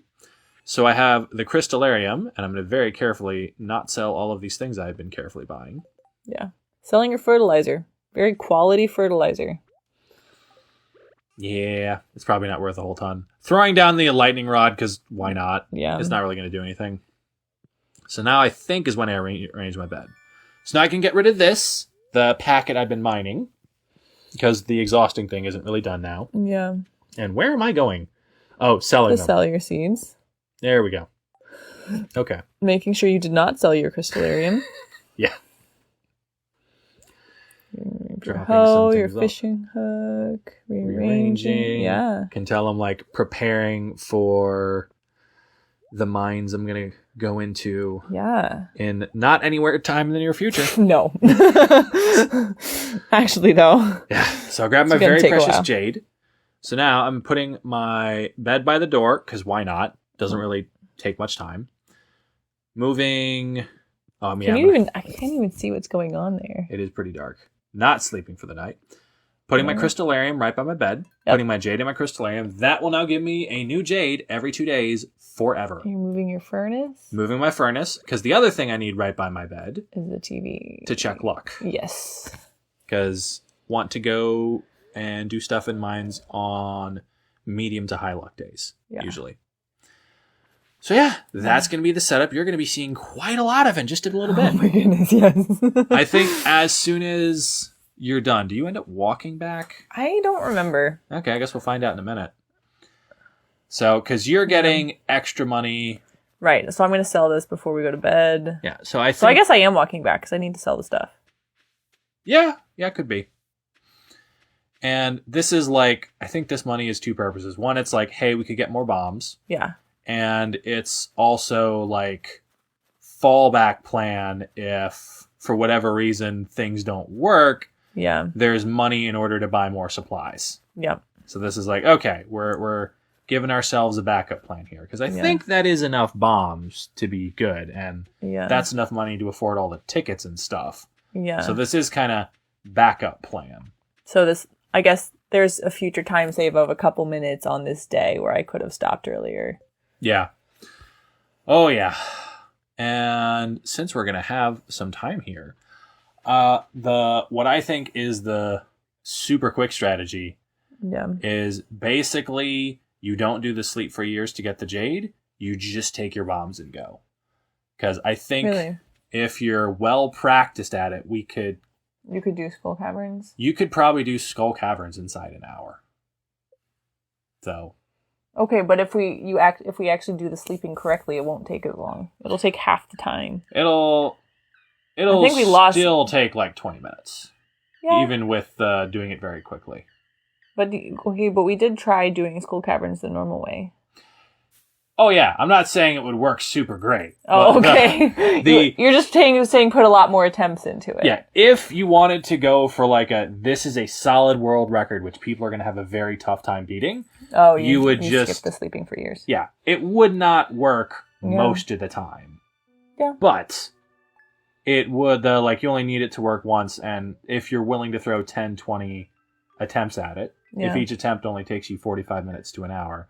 That's still a lot. That's a lot. That's a lot. Yeah, it is a lot.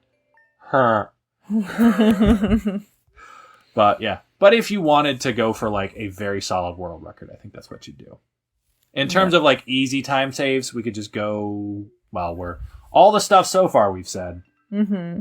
Plus like, we basically slept for an extra year or two. I forget if it's 1 extra year or 2 extra years. 2. Oof. Yeah, it was painful. Ugh. Yeah, so our current objective, we have finally moved on from the jade and money objective. Yay! And we're now on the... I guess you could stick in there, like, I guess we're technically still on getting jade. Yeah, because we're trying to get 100 and however much jade. Yeah, every other day I'm grabbing my jade right before I go to sleep. Yeah. So, you'll notice, every other day there's a jade there. Yeah. Yeah, but we're now moving on to the Iridium and Prismatic Shard. Yes, the strategy is sleep for 2 years. To get like 130-ish jade. Yeah. So that you can then go trade that jade for staircases in order to blitz down to level whatever. About 100. Yeah. Because someone who has looked into the math of how it gives you more and more iridium and therefore prismatic shards, because the best place to get prismatic shards is iridium ore. Or iridium nodes, I should say. Important. So it gives you... I think there's like...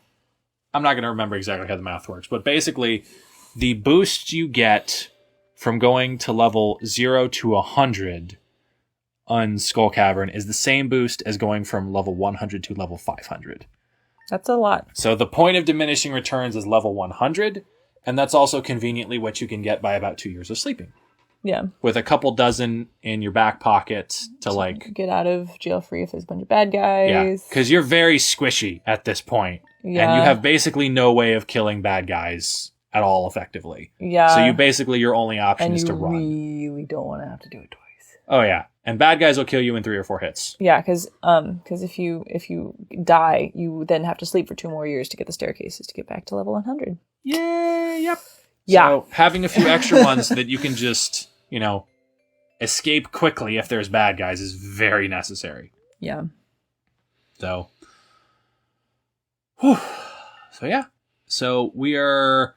I forget if we stopped at the first spring. So the Desert Festival, where Skull Cavern is just open, I think we is the did 15th to just 17th. To check and make sure. Because we hadn't done a practice thing to go check and make sure the thing was open. Okay.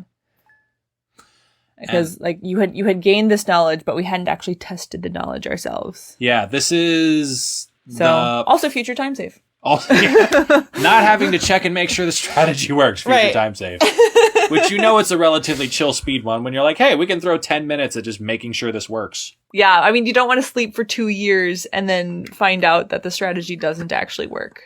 That would be extremely painful. So we're like, let's make sure the desert. At this point, we don't actually know the desert's open. Yeah. We've read on the internet that it is, but we have not checked ourselves. Yeah. And at this point, I'm like, is it all going to be a thing where it's only on a certain patch that it works, or you had to do something to make it open? I'm like, because it's supposed to be nothing. Just on the 15th to the 17th every year, Skull Cavern is just open. You do have to fix the bus. Yeah. So you have to fix the bus to get to the desert. Right. But if you could just magic your way to the desert, Skull Cavern would be open. Yeah. So. Oh, speaking of, why don't you take this time to tell us the other way to get to the desert? All right.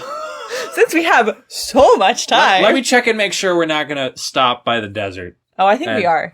But after we do that, I can explain. Because there's also a few things we're trying to do there. Because I think one of the ways you can get to the desert is with warp totems. But you can only get those in the desert. Right. At least starting out. Yeah. So you get 3 Omni Geodes from one of the people in the desert on a Wednesday. And then you can get a desert totem, which allows you to just teleport to the desert once. Another thing to put in your spreadsheet. Oh, yeah. Because, yes, it is specifically on Wednesdays. And, oh, by the way, not the Wednesdays. The Desert Festival is open, which I think is another thing we figured out. We messed up that one, too. We thought it was every Wednesday, but it's every Wednesday except the Wednesday that has the yeah. So you'll notice we stopped on Wednesday the 17th. So which is one of the days when the Desert Festival is happening. Oh. Yeah, then you are kind of futzing around until the bus opens. It opens earlier on the Desert Festival days. Yeah, it's like 9 instead of 10. Yeah, but not like crazy early. Mm-hmm. And you'll notice that over the course of the year, our forest has grown up again. Yeah. Not as much as it's going to. Oh my goodness. It's pretty intense. Just take this and multiply it by 8. Like, oh yeah, it's pretty painful. Oh yeah, there was at one point where like I think you had to come and I can't remember if I I do have the axe in my inventory now, which is a good thing I did because I had to chop my way out of my house. Yeah, we almost soft locked ourselves just about. Yeah, because we couldn't get to our houses almost at one point. Yeah, so because there was just that many trees. So I'm at this point. I think I'm just randomly foraging and walking around. And I am chopping down trees because they are my nemesis. Yeah. Hey man, Saruman made a few good points. That's all I'm saying. Sometimes trees need to learn their place in life. Specifically in Stardew Valley. Yes. Okay, but also trees grow way faster in Stardew Valley than in real life. Just saying. Yeah, it's like less than a month, I think. To go from like seed to full tree. Yeah. That doesn't happen in real life. Nope. Yeah. Nope. Oh, it would be... I'm trying to decide if that would be amazing or awful in real life if it took a month for a tree to grow like 40 feet. It would be really terrible if you're trying to keep an area clear. Yeah. You'd have to go out every day and get the seedlings. Oh, yard work would be terrible. Yeah. Ugh. So you would really not want a house with a bunch of trees around it. Yeah. If you're trying to keep the area clear. If you don't care, if you want to live in a forest, great, fine, let it be wild. But that would be tricky if you live near it. Yeah. Oh, so now I'm going to try and buy Omni Geodes, and it's not going to work because they're not open on the Desert Festival. Right. So, you know what? It would be a good thing overall if trees grew up that quickly, because lumber, which most stuff is still built out of, still would be dirt cheap. It would be dirt cheap. I don't know what sort of crazy fertilizer or whatever you need to make it work. I don't even know. But trees, as we have figured out, I can't believe I was only a couple years younger when I figured out trees are almost completely carbon dioxide pulled from the air and water pulled from the ground. Yeah. That's almost everything that's in a tree. And it's a few vitamins. Yeah, a tiny amount of vitamins. Like they basically like a multivitamin's worth of vitamins. Yeah, also, I'm just saying it's a good thing we're not going back to the regular mines after this.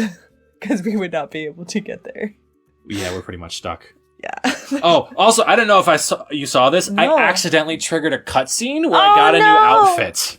So we lost like 2 random minutes in a world record speedrun because I accidentally got a whole new look. Because you had no idea that there was a cutscene there. Yeah, I was like, where's the desert trader? Did they go into this random shack here that's not normally here?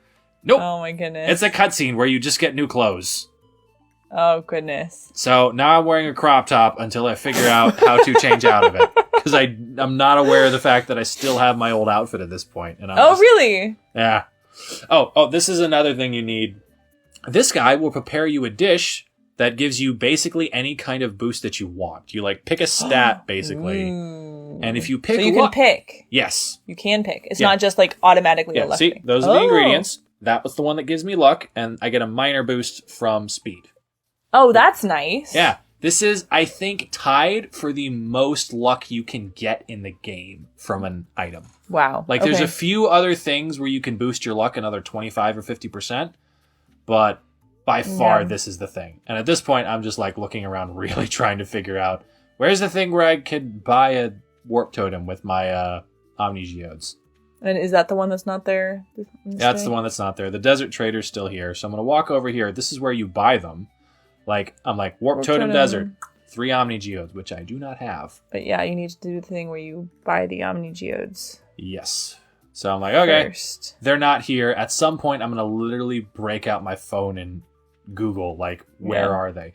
This was kind of lucky. I got a spicy eel from this, which I didn't end up using, so I guess, But and there's your regular clothes. They're in your second row of backpack. Oh, and the wedding ring recipe. I forgot. You need the wedding ring recipe from that lady. Oh. Normally, she shows up in the forest south of our farm on Fridays. Ah. But she's also in the desert. So if you're doing this, you can just get it in the desert. Okay. Now I'm making sure Skull Cavern works. Skull Cavern works! Skull Cavern. Yay! So at this point, my stress level drops a lot because I'm like, okay. Because we're how many? An hour and a half in and we didn't even know if it was going to work. Yeah. When we end up watching the Halo thing, you just remember that level of stress you're feeling. Yeah. All the times where I'm like, I'm 45 minutes in and this could kill the run right here. I'm an hour in and this could kill the run. I'm an hour 10 in and this could kill the run. The last one of those is like an hour and 25 minutes in. Yeah. And it's only one. It's not a bunch, but... Yeah. And you're saying no, you want to check the one more thing. Trying to look for the whatever. Yes. Checking around desperately, being like, where is this person I buy stuff from? So, basically, this entire day was wasted. Yeah. Like, the whole point of this was to grab the Omni Geodes so I could get the Warp Totem. Oh, I guess I should explain why we're doing the Warp Totem. So, normally, as you saw earlier, you have to wait for the bus driver to show up. You lose a couple of minutes waiting for the bus driver to show up. And at this point, I'm Googling why the Omni Geodes aren't there. But on normal days, you have to wait a couple of minutes for the bus driver to show up to get to the desert. So you lose a few minutes of mining time, which is crucial because the later in the day you go, the deeper you get in the mines, the higher the odds. So your best mining time are your last couple of minutes. So it's actually kind of important to get those couple minutes back. The way you do that is by teleporting there, which is what the Warp Totem does. It's a single-use item. You give the person, as we probably said a bunch of times, you give the one person a couple of Omni Geodes. They give you a Warp Totem, a single-use item, so you can teleport to the desert and not have to wait for the bus driver and buy yourself a couple more minutes of mining time. Whew. Yeah. So yeah, I think we sleep now for another week. Do the whole... Get the Omni Geodes to get the Warp Totem thing. Yes, and then...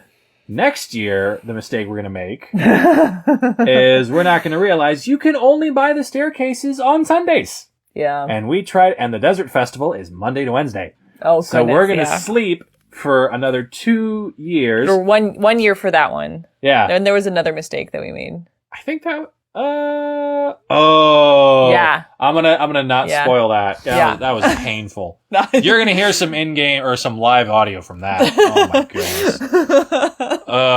Rather painful. It's okay. So yeah. Okay, so now we're sleeping through I think 2 years. No, we're just doing the week so you can get the Omni Geodes. Yeah, I think we're just going to do it a bit. So once we grab the Omni Geodes, I'll tell you the much more painful way of getting to the desert. Tuesday. Yeah. Takes a drink of water. It's a good time. Ugh. Okay, we'll be on this current objective for a long time. Yeah, basically until the end. Yeah. Because to craft the thing, you notice because the furnace you already, in my room? Yeah, you have the furnace. You already have the recipe. Like it's just, hey... Throw iridium in the furnace, go to sleep, do that 5 times, craft the ring. Yeah. That's it. And you kind of do it at the same time as you're sleeping for something else. Yeah. Because you already had enough iridium, like by from whatever the failed run. Yeah. From the failed run, but you just didn't have the prismatic shard. Yeah. This whole run is, like, the iridium matters, but it's all about the prismatic shard. Yeah. That's by far the hardest part. Because it's so much more rare. So now we're killing time, and I'm reorganizing until the bus opens at 10 a.m. Yeah.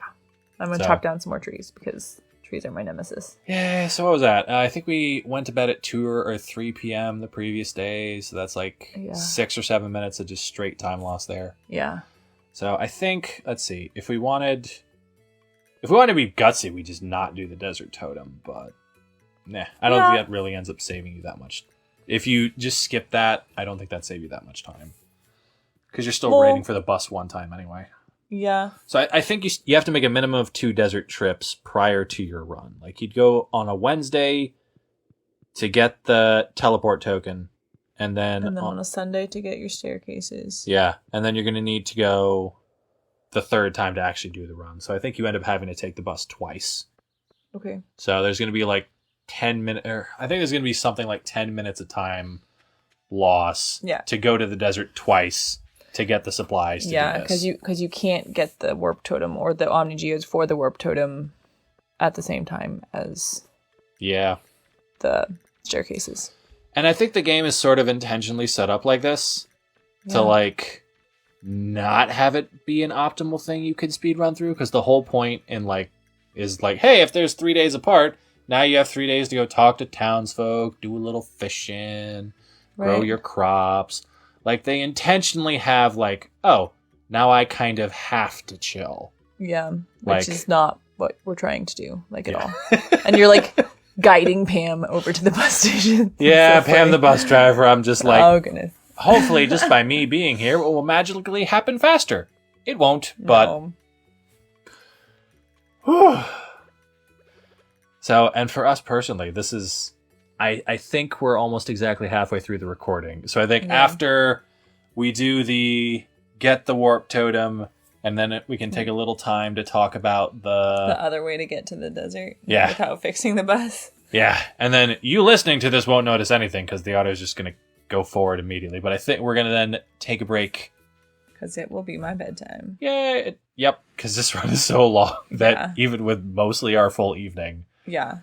And I don't want to get sick again. Sorry. Yeah, you already got sick once for this. I felt so bad. I was probably that's probably one of the nicest I have behaved in a long time because I felt so bad. I was I got my pregnant wife sick. Speedrunning a video game.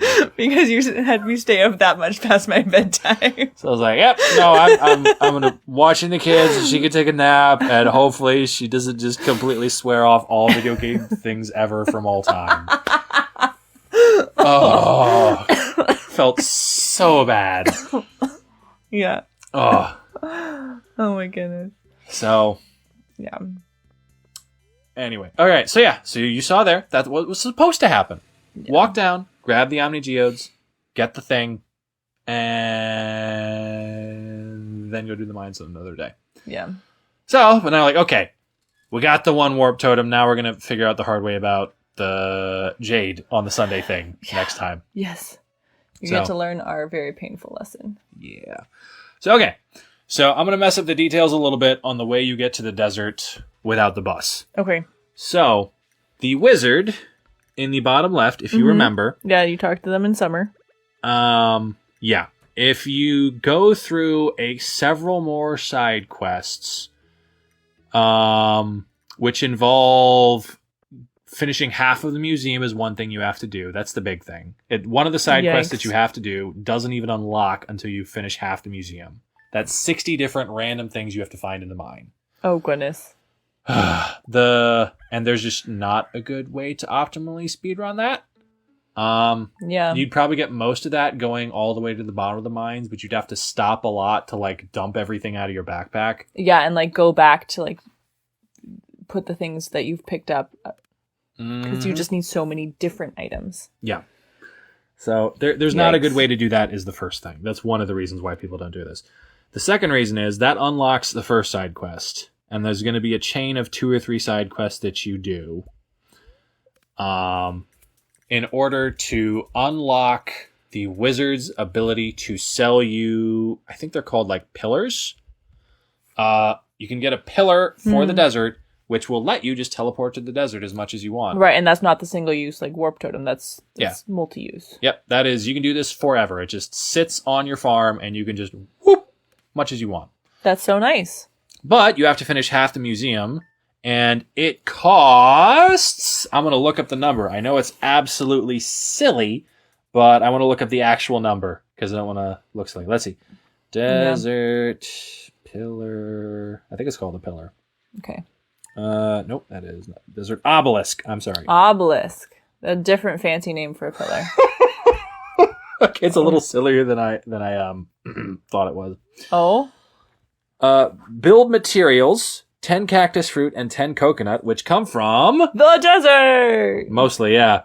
20 iridium bars. What? Which mostly come from the desert. That's 100 iridium ore, isn't it? That's 100 iridium ore. Oh, goodness. You can get that other places. It's possible. You can get all of this stuff from other places. It is technically possible. Goodness. And the actual build cost, because that's just the materials, is 1 million gold. What? You get about a little over 20,000 from doing the beach, something like that. It's a little random. Yeah, just fix the bus. Yeah, just fix the bus. Because you can go to the desert for 42,000 anyway. Why would you go through all of that just to avoid taking the bus? Yeah. Oh, you need... what would that be? That'd be 20 million divided by 20,000. 50. How many days would you have to mine the beach in winter? 50. Which is 2 winters. Which is 2 winters. You need to do almost 2 full winters of mining it. Oh my plus goodness. A bunch of side quest stuff. Plus you're going to have to get the iridium ore. Oh my goodness. From... Somewhere. There's a few things you could do. Yeah, what do you do? Very rarely. I had this happen one time to me in all the times I spent in the mine across all of my attempts. Yeah. I got an iridium bar drop from a monster. It can happen. It's ultra rare. You can't count on it. I think I was... Was that one of the runs that we did or that I watched? Could have been. I think I watched you you had an iridium bar for something. Oh, okay. Yeah, maybe. Yeah. Okay. So, but yes, you can get an iridium bar and iridium bar. You need 20. You need 20. And if you do a bunch of side quests in the game, I think you can get a statue which gives you iridium ore. And I believe you can also get the coconuts and the cactus fruit? The cactus fruit some other way. Not in the desert? Not in the desert. There was a person who did this. They managed to get to the desert. Is it the person that sells things down in the bottom that also sells things in the desert sometimes? Sells things with the purple cart. Oh, yeah, that is true. That lady will sell most items in the game. Yeah. But at rarely. some point. But and usually only 1 or 2 copies. It's like hit or miss. Okay, so there's a few places you can get coconuts. Oh my goodness. A lot of them are like, you're probably already able to get to the desert if you can get to these places anyway. Oh, interesting. So this is very much a you're supposed to already be thing. You're supposed to already be at the desert to get this thing, because otherwise it's just painful to get the materials. Yeah, and the money. Oh, so we've gotten to fall in the first year. That we have. Yeah. So at this point, we are sleeping for another year and a half. For another year and a half, we might stop at... No, I don't think we stop this spring. We sleep all the way till the... Yeah. Because you need at least 2 years. Yep. So what I think is what we close on. So what I think is going to happen, the me who's playing in the game, is I am going to get to spring a year and a half from now. Yeah. I'm going to teleport to the desert. I'm going to buy staircases, and then I'm going to go to the mine. And we're going to knock this thing out. And we're going to be done in like 15 minutes of real world time. That's what I think That's what we think is going to happen. And when obviously, by the length of this video, you realize that's not what's going to happen. Yay! It's always the things you don't practice which go terribly wrong for obvious reasons. It's fine. But it worked way better than what we also did. It worked way better than the other attempt. All right, so I think I'm going to pause both of the things we're going to do. Yep. And... Come on, phone. Ready? And we're going to pick this back up another day. 1, 2. And we're back. So with the magic of editing, we are... Whoop, I forgot to mute this. There we go. Now we're back. So, now continues the long slumber. And, by the way, speaking of audio, something I forgot to mention. As the astute listeners among you may have observed, you're only getting my audio. Mostly for simplicity's sake, I was like... Oh, in the video? In the video? Yeah. I was like, I figured two of them at the same time would sound weird, and I was like, I don't want to have to bounce back and forth between them. So I was like, you're just getting mine. Oh, okay. And I think for speedrunning purposes, they want the host, which is me. So also for... So that was the decision maker? Yes. Okay. So yeah. And I think... refreshing my own memory from where we were, we're going... This is the first year we're slumbering. Sleep for years section. Yay! And we have... I'm going to see if I can... 42 jade. So that's like... That's... a third of what I'm going to end up with on the first attempt. Something like that, yeah. Yeah. Yes. So we're getting to the end of the first year sleeping. So there's going to be one more year before we make the first attempt to make it to actually into the caves to get the... materials for the ring. Yep. So, almost there. They make it really hard to get to. But... yeah. It is, there is not a trivial way to get to Skull Cavern. I guess I should mention, I've mentioned two categories so far, glitchless and vanilla. Vanilla is like, you don't do absolutely anything that we don't think the developer meant you to do. Oh, they're like no cheats. No cheats at all.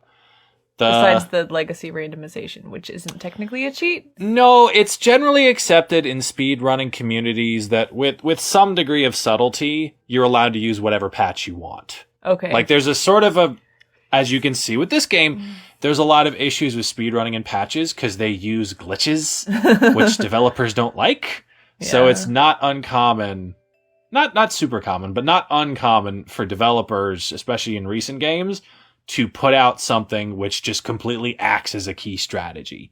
And when we get to Halo, we're going to figure out that basically killed an entire speedrunning community when they axed a few main strategies. Oh, goodness. So one of the ways that speedrunners get around this is they go, okay, you basically get to pick whatever patch you want, or the community will come together and they will pick a patch. And there's it is a little tricky to down patch, as we have you're going to find out. You have. I don't do the computer stuff. I let him do all the computer stuff. Command prompt gets involved. Oh, goodness. It can be tricky. Okay. But the benefit is you basically get to freeze a game in time and go, we're going with this thing, and the developer can't mess with it because it's not the current patch, so we're just doing this. Is one of the ways to get around it. Why is the other one called glitchless? Because that is a common name. A common thing speedrunners will do is they'll split out categories like that, where they'll have kind of anything goes, usually called any %. They just like do literally whatever you want to get to the end. And then there'll usually be some categories where they're like, either don't do anything that's like funny, that the developer didn't want. That's obviously a glitch, so to speak. But then they'll also have some, like, you can do some funny stuff. So probably what happened is they came up with glitchless, and then somebody found a trick, and then they're like, it's not a big thing. Do we want to axe that? It's really not a big deal. Okay, fine. We'll make a whole new category called vanilla. Very basic and plain. Yeah, that's actually nothing. And we're going to keep glitchless as just the one trick. I don't know if I've said before, animation canceling, it just speeds up how quickly you use your tools. Okay. Because if you hold down the button, you have to wait between strikes. Yeah. It drastically speeds up the wait time. Okay. So not something that's gonna. It does matter. I'm not gonna say it doesn't matter, but it's not like a big deal. Yeah. It's just the one thing. For someone as inexperienced at video games as I do, who takes that long to actually get to the next place they want to strike, doesn't matter.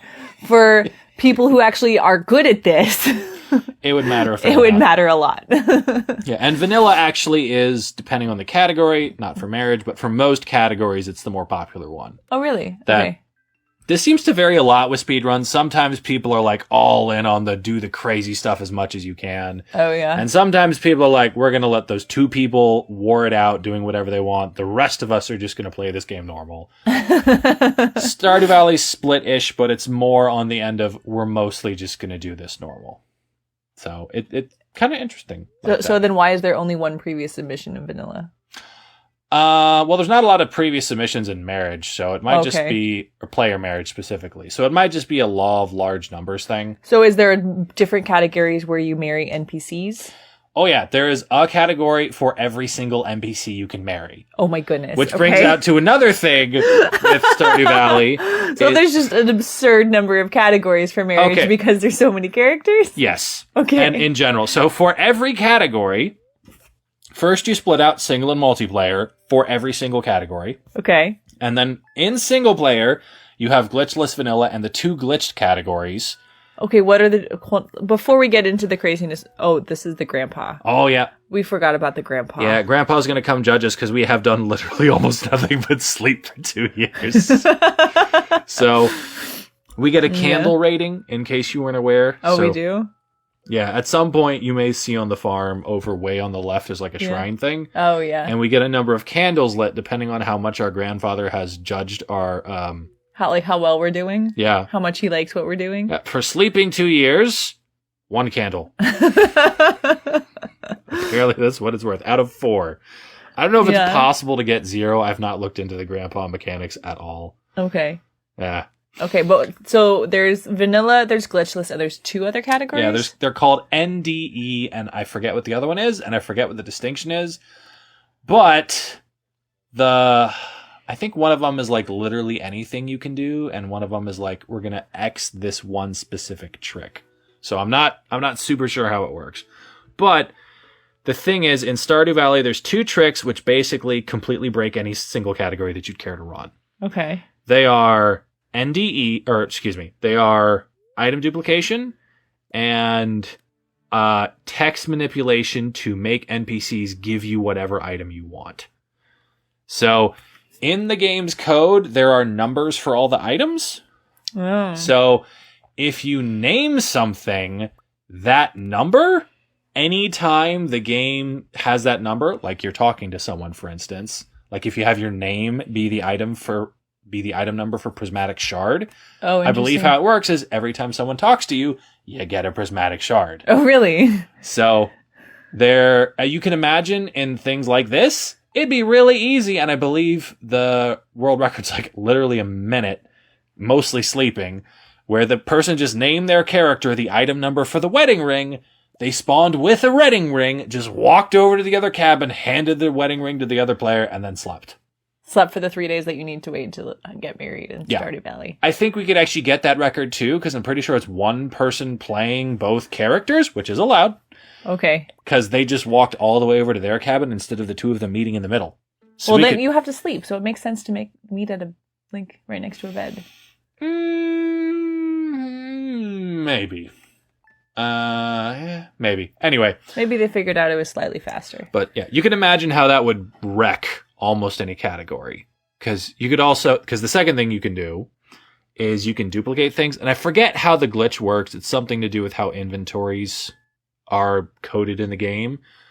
But I think if you have like a chest or something, you can basically duplicate items infinitely, which means you have infinite money.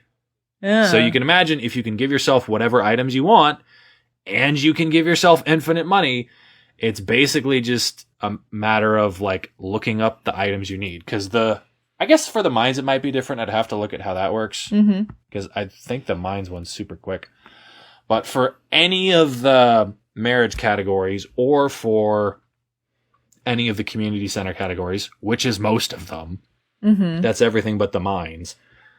All you have to do is just either give yourself all the items you need or give yourself a ton of money, and that basically solves all your problems.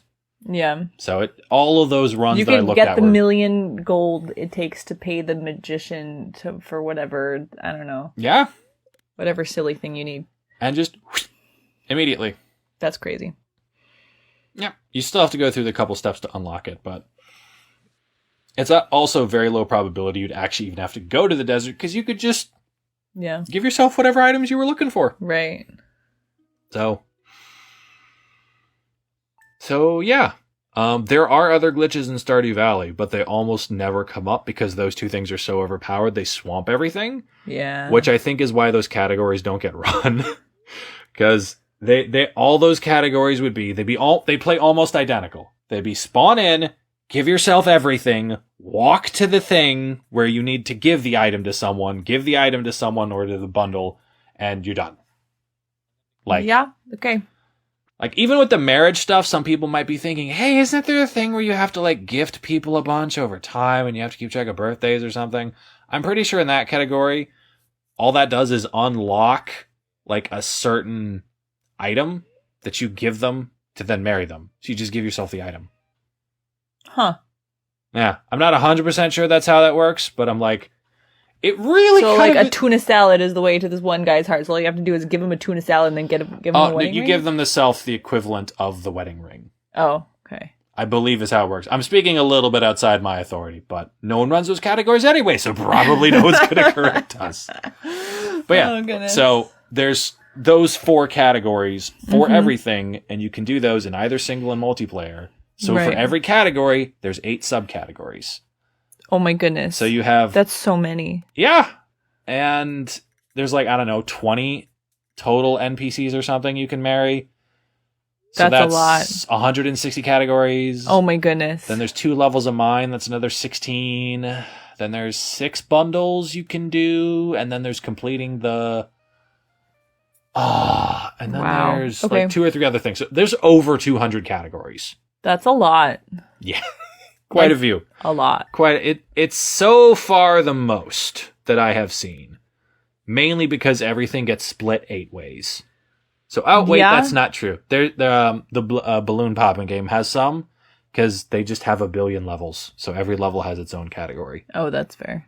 So, besides games that just have a million levels, and the speedruns are just run each level, it's the most I have seen. Wow. So... We're in summer of year 2 of sleeping. Yay! That's right. We slept all the way through until we were... So I guess this is technically year 3 of the game. Yes. Okay, let's see. Yeah, because foraging and we checked the desert that it worked at the beginning in spring of year 2, and we've now slept till the Grandpa was at the end of year 2. Mm-hmm. Now we're in year 3, and now we're in summer 19 of year 3. So of in-game year 3, but we're on our 2nd year of sleeping. Okay, that makes sense. And we're coming up only, let's see, we're summer, so it's fall, 3 months away. Never mind, we're 3 months away. Yeah, from, we're still pretty far. I think it's like 7 or 8 minutes of in-game time, we'll see. Yeah, it takes a shockingly small amount of time to actually sleep for a whole year. Yeah. Yeah. You'd think it'd take longer. Yeah, it's only like 10 minutes. Yeah. Well, I mean, with popping out to get the jade, it's like 12 or 13, but it's not crazy. It's still pretty short. Mm-hmm. And now how many jade are you up to now? Let's see. Probably close to 100. I find 92. 92. Okay, we're getting closer. We're getting a lot closer. Yay! So, for those wondering, hey, why don't you make multiple crystallariums, and that will drastically speed up this process, because you have jade, you can duplicate whatever you want, duplicate any jewel you want, you get a lot of money, there's got to be a way to make a crystallarium, right? Guess what you need to make crystallariums? Iridium? Iridium. Oh, goodness. You also need batteries, which you can get from your lightning rod you get. Right. But it's the 2 hard I think there's 3 or 4 ingredients you need, like bat wings, I think is one. You can pick those up, no problem. Yeah, maybe bat wings. Yeah, I'm somewhat guessing at this point, but I know you need iridium. You have a phone. I have a phone. You have a phone. You can look up what it takes to make a crystallarium. But the point is basically, it's a chicken and the egg thing. You need iridium to make crystallariums, and you're going to need the crystallariums to get enough staircases to get iridium. So, you're kind of sunk either way. But let's see. Crystallarium, Stardew Valley. Yeah. I'm going to say it's going to be gold, iridium, and batteries. I think that's what you need. Okay, I'll hold you to that. But it is kind of just a nice coincidence that you get a crystallarium from finishing the vault. Yeah, it is very... So that is very handy. Otherwise, this would flat out not work, and we'd have to do something else more painful. Lot more painful. Okay, so I was close. 1 battery pack, 2 iridium bar, so 10 ore. Okay. 5 gold, and 99 stone. Okay. So... That's a lot of stone for a little box. Yeah. I think there's like a bunch of things that actually cost 99 stone. Like that's the same amount it takes to craft a staircase. Okay. And the reason it's 99 is it just easier to type than 100? Probably. It might be the same reason that everything in a store is and 99 cents. Oh. There's no logical reason I can think it's 99 cents. But yeah, it is very nice you get the crystallarium. Well, I know the 99 cents in stores is because people usually just look at the dollar and it's like and 99 cents, so you're actually paying basically the next dollar value up, but because the number that you see on the price tag is the lower number, it feels like you're spending less money. Yeah. I know that one.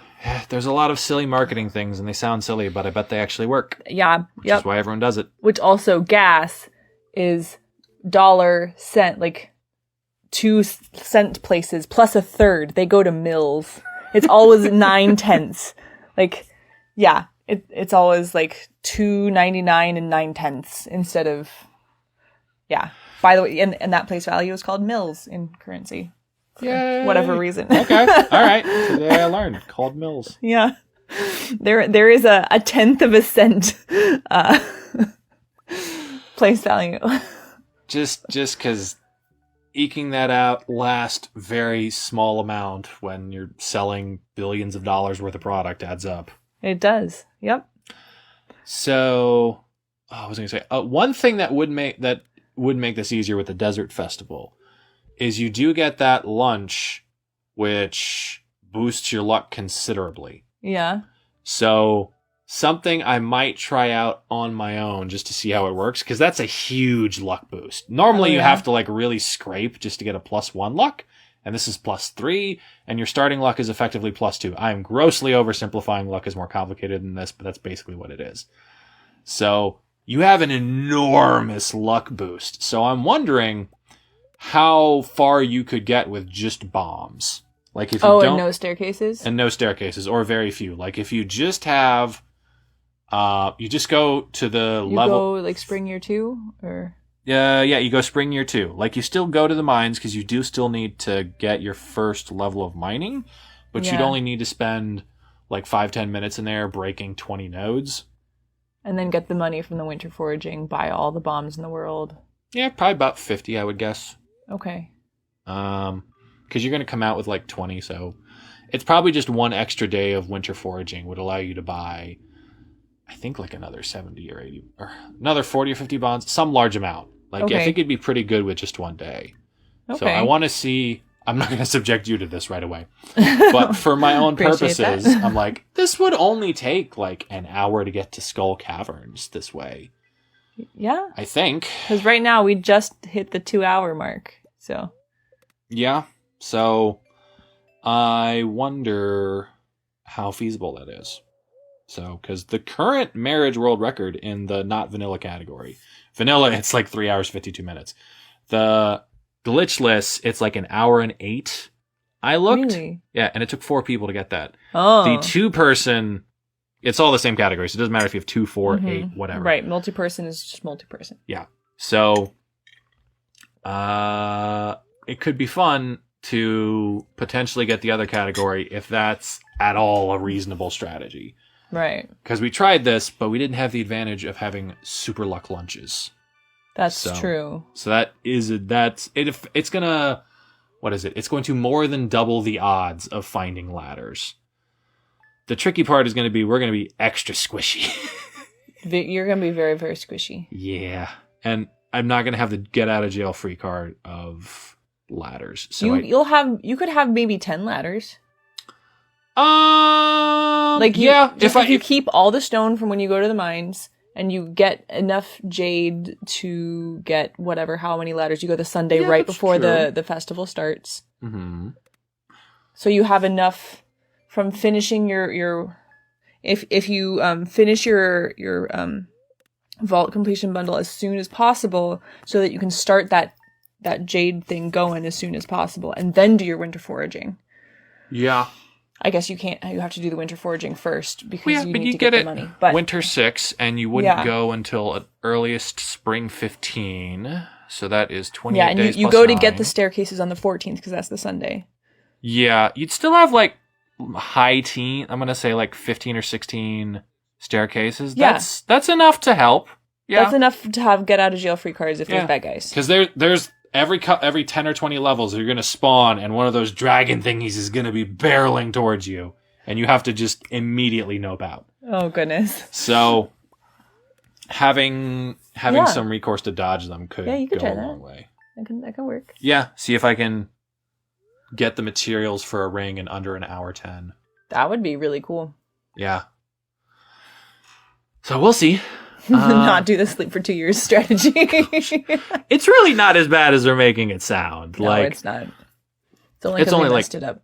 20 minutes. And I think either the world record or the runner up for the Skull 100, I think we've mentioned the get to level 100 of Skull Cavern. That's what the person did. Yeah. They didn't end up going to the regular mines. They did this, I don't know if I mentioned this, there was a banana strategy they used to get jade. Really? So, in the game, I haven't looked up exactly how it works, people give each other Christmas presents. Oh. And there's like a 5% or less chance of that gift being jade. So what this person apparently did was they just played the game 10, 20 times, unlocked the vault 10, 20 times through 10, 20 hours at this game, and they just got jade. One of those times. Yeah, in their mailbox. And they didn't have to do anything for it. And then they slept for 2 years. Oh, goodness. And then it was just super easy. They just go to the desert, and they don't have to collect stuff, so they were just like, ladder floor, ladder floor, ladder floor. Yeah, because you're just getting to level 100. It's not, you don't have to bring anything out. Yeah. You don't even have to get out. You just have to get there. Right? Yeah, that's true. As soon as you get down to the bottom, you're done. Yeah. Well, not the bottom, but level 100, you're done. 100. Which is, for those of you who don't know, Skull Cavern is actually endless. You just get more and more iridium and therefore more and more prismatic shards the deeper and deeper you go. But you have to start over fresh every day. You do have to start over fresh every day, but it technically has no end. The end is just the 32-bit integer, which is some absurdly high number you'd never actually get.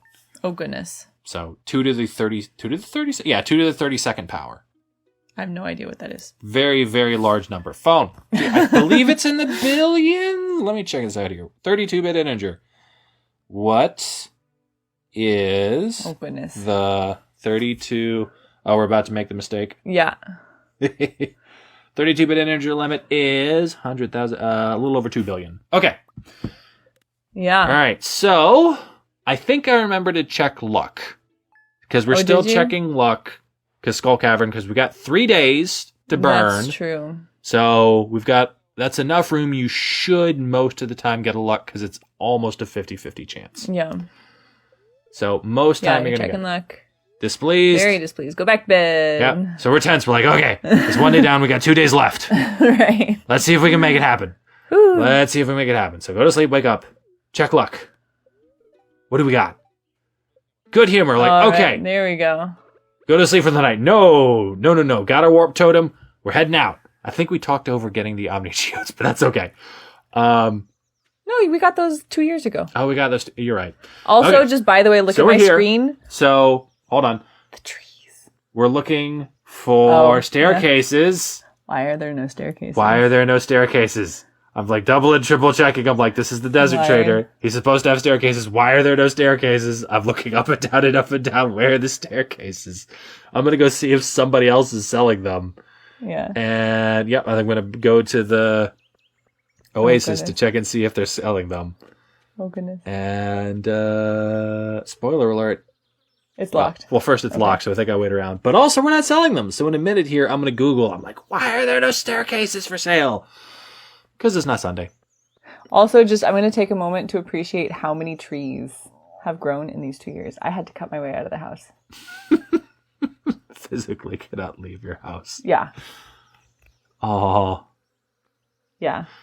Are you also now empathizing at this point of like, why are there no staircases? I don't know. I might have been taking a drink of water. That could happen. Getting this person, they're closed until noon, but that's really just a desperation move because I know that they don't sell staircases and they definitely don't sell them in bulk.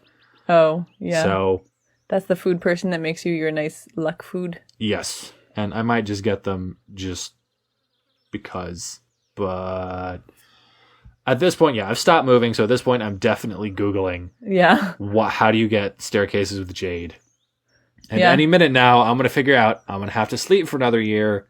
Because it's on Sunday. It's on Sunday, and the Desert Festival ends on a Wednesday. Yeah, so there's no Sunday between now and the end of the Desert Festival for you to get your staircases. Mm-hmm. So this is the first year we lost.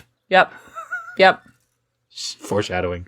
The first year we lost because... Now we get to sleep for another year! Yay! But the fun's not over yet because oh I think something happened when I got home. I should read that sign at some point, by the way. Yeah, check this out. So I'm like, I gotta go home, gotta sleep for another year. That's fine. We got an hour and a half until record. I don't know where there's a cutscene. Oh, yeah, this is Grandpa. Because this is the first time we outside. Oh, we have a candle. Yay, our 1 candle rating. Oh, goodness. We merited a candle, apparently. And now I'm going to figure out I can't get back to my house. I have to cut him back into his house. Yep. Because he doesn't have his axe because you put all your unnecessary tools away. Yeah, don't need an axe in Skull Cavern, and now I don't have one. Yeah, now I have to go chop down some trees to get you into your house. Yes. Thankfully, I think if I'd been thinking, if I hadn't been already like, we're going to sleep for another year, if I'd been thinking about this, I would have realized that I can just exhaust myself. Oh. And that will do the trick. And it's slower than what you're doing, so this is still the smart move. But this isn't as bad as it look. I thought about it. This is not actually a soft lock. This would just be annoying. Yeah. So, checking my mail, just to be sure. Yeah. Not missing anything. But now we're going to sleep. And I think we're going to test on like the next Sunday to make sure. Are we? Do we? Or maybe that happens next year. I thought you just wanted to go on the first Sunday in spring rather than the second Sunday, just in case. Well, we'll find out. Okay. Well, I thought we did another test day where I was like, okay, I'm going to head over and make sure I can actually buy staircases, and it didn't get patched out, and it's not in the Wikipedia page yet. Oh, goodness. So, we'll see. Oh, you got a gold horseradish at some point. Yeah. Oh, and your bed was glitching and you wouldn't let you sleep in it. Yeah, my bed was glitching. No. And you're trying to fix my bed so I can sleep. Yeah. There you go. Yeah. There was a YouTube video I watched way back when of someone who did this sort of sleeping thing manually, and they did funny things like grew an entire farm full of mushroom trees. Oh, that's hilarious. How do you intentionally get mushroom trees? Because we've only gotten them on accident. You don't.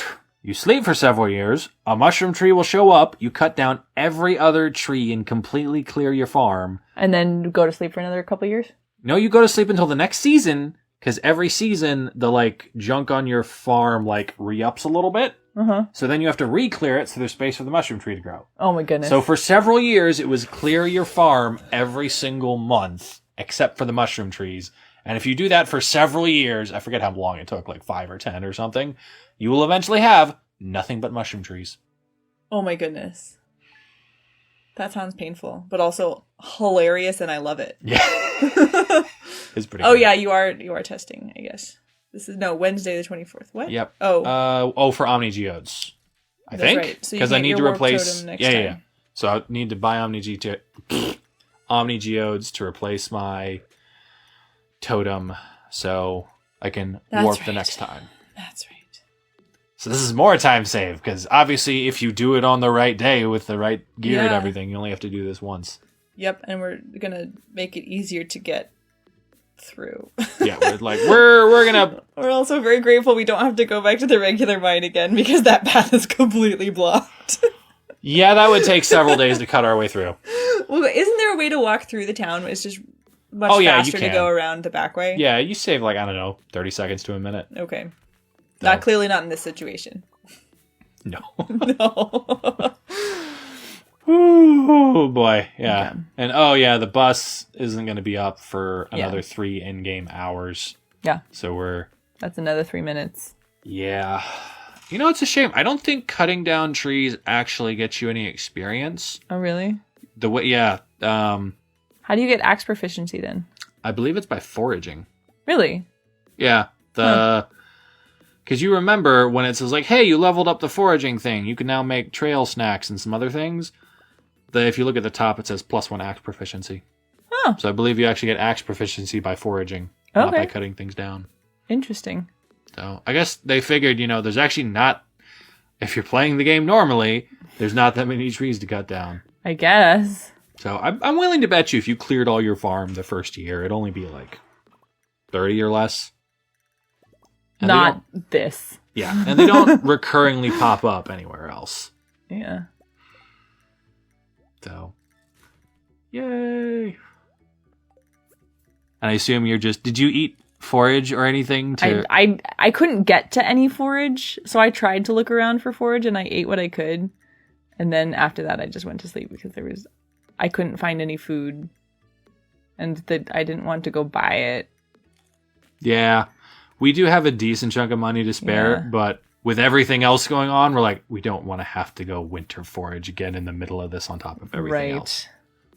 So that would just be painful. Yeah. But this is a good illustration of why it's really important to not panic in speedrunning. I think I actually did try to go buy some salads at some point, and I couldn't find the guy.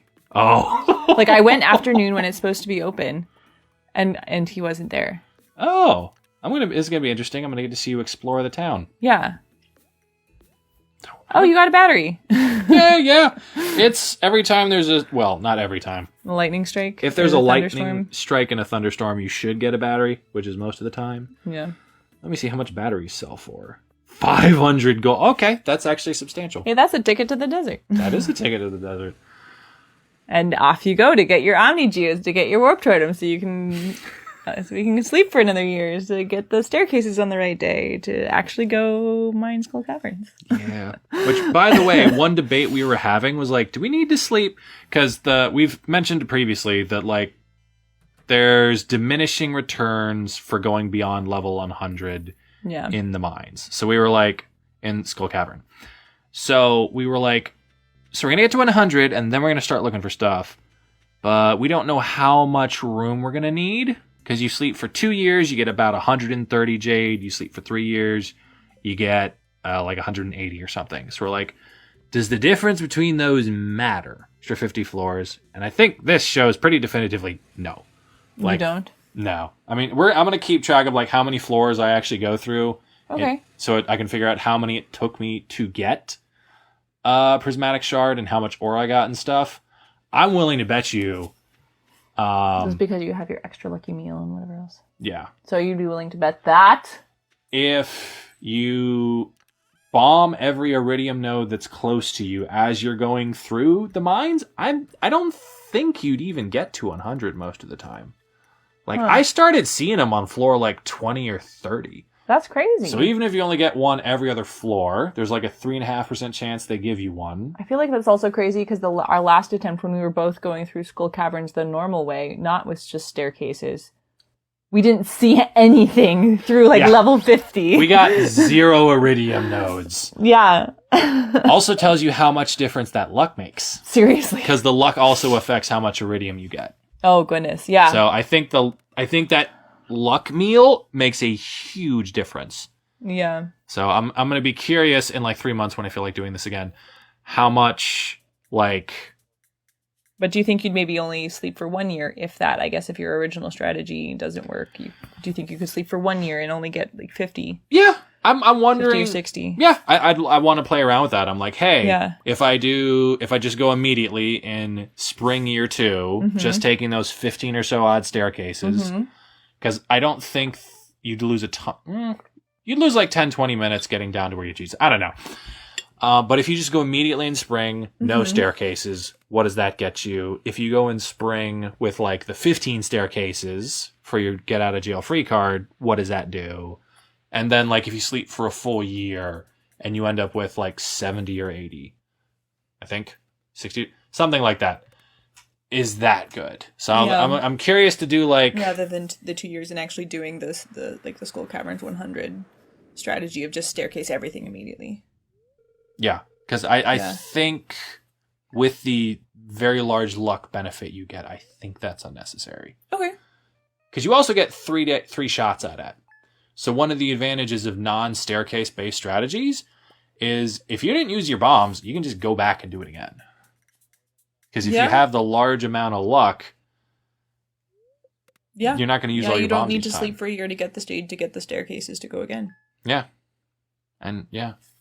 So yeah, I'm curious how all those permutations, there's going to be a little bit of research that goes into this. Yeah. Because this is probably one of the only, I was thinking about it and I was like, for fun, there's a few things I'd like go back and try to get better at. This is actually like the least researched one that we've done, because in between our first attempt and this attempt, that's when you discovered the staircase strategy with the caverns just being open. Yeah. During the desert festival. Yeah, that was wild. So, and you didn't practice that at all before we went. Yeah. Before this attempt here. Yeah, this is zero practice and why we had to test some things out. Because we legitimately didn't know if they, like, worked. Yeah. So we're like, we think the Wikipedia page says this. I found a video of somebody doing it. Yeah. I haven't tried it out myself. And now you're coming up with all these other ideas. Yeah. So now we're iterating. Yeah. So this is something I will say. I'm going to make a separate review video for each of the things that we spend a decent chunk of time running. Because there's a whole like, hey, I can break it out into a couple of different categories of like how much skill does it take, how much luck, how much planning, how competitive is it. I think those are the 4 things I'm going to look at. Okay. And a big thing with Stardew Valley that really makes it stand out is the amount you can leverage planning. Like... There's so many game mechanics, and because glitches have been semi-outlawed, they're relatively well-balanced. Mm-hmm.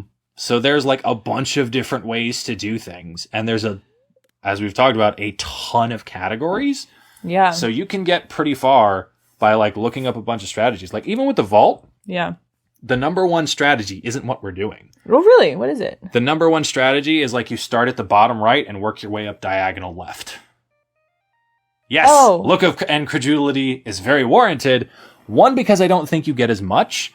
2, because it's a lot more complicated. Oh, because you can just do one big swath? You do one big swath. They don't do the individual swaths. Oh, interesting. Yeah, I think you end up walking a longer distance doing it, so I think it's slower.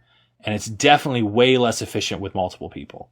Oh, because you can start the 2 ones that you have to start over with one for each person, and because you're all working on basically the same pattern. Yeah. So you have to keep track of where you are in the pattern. Yeah. So it takes a lot more.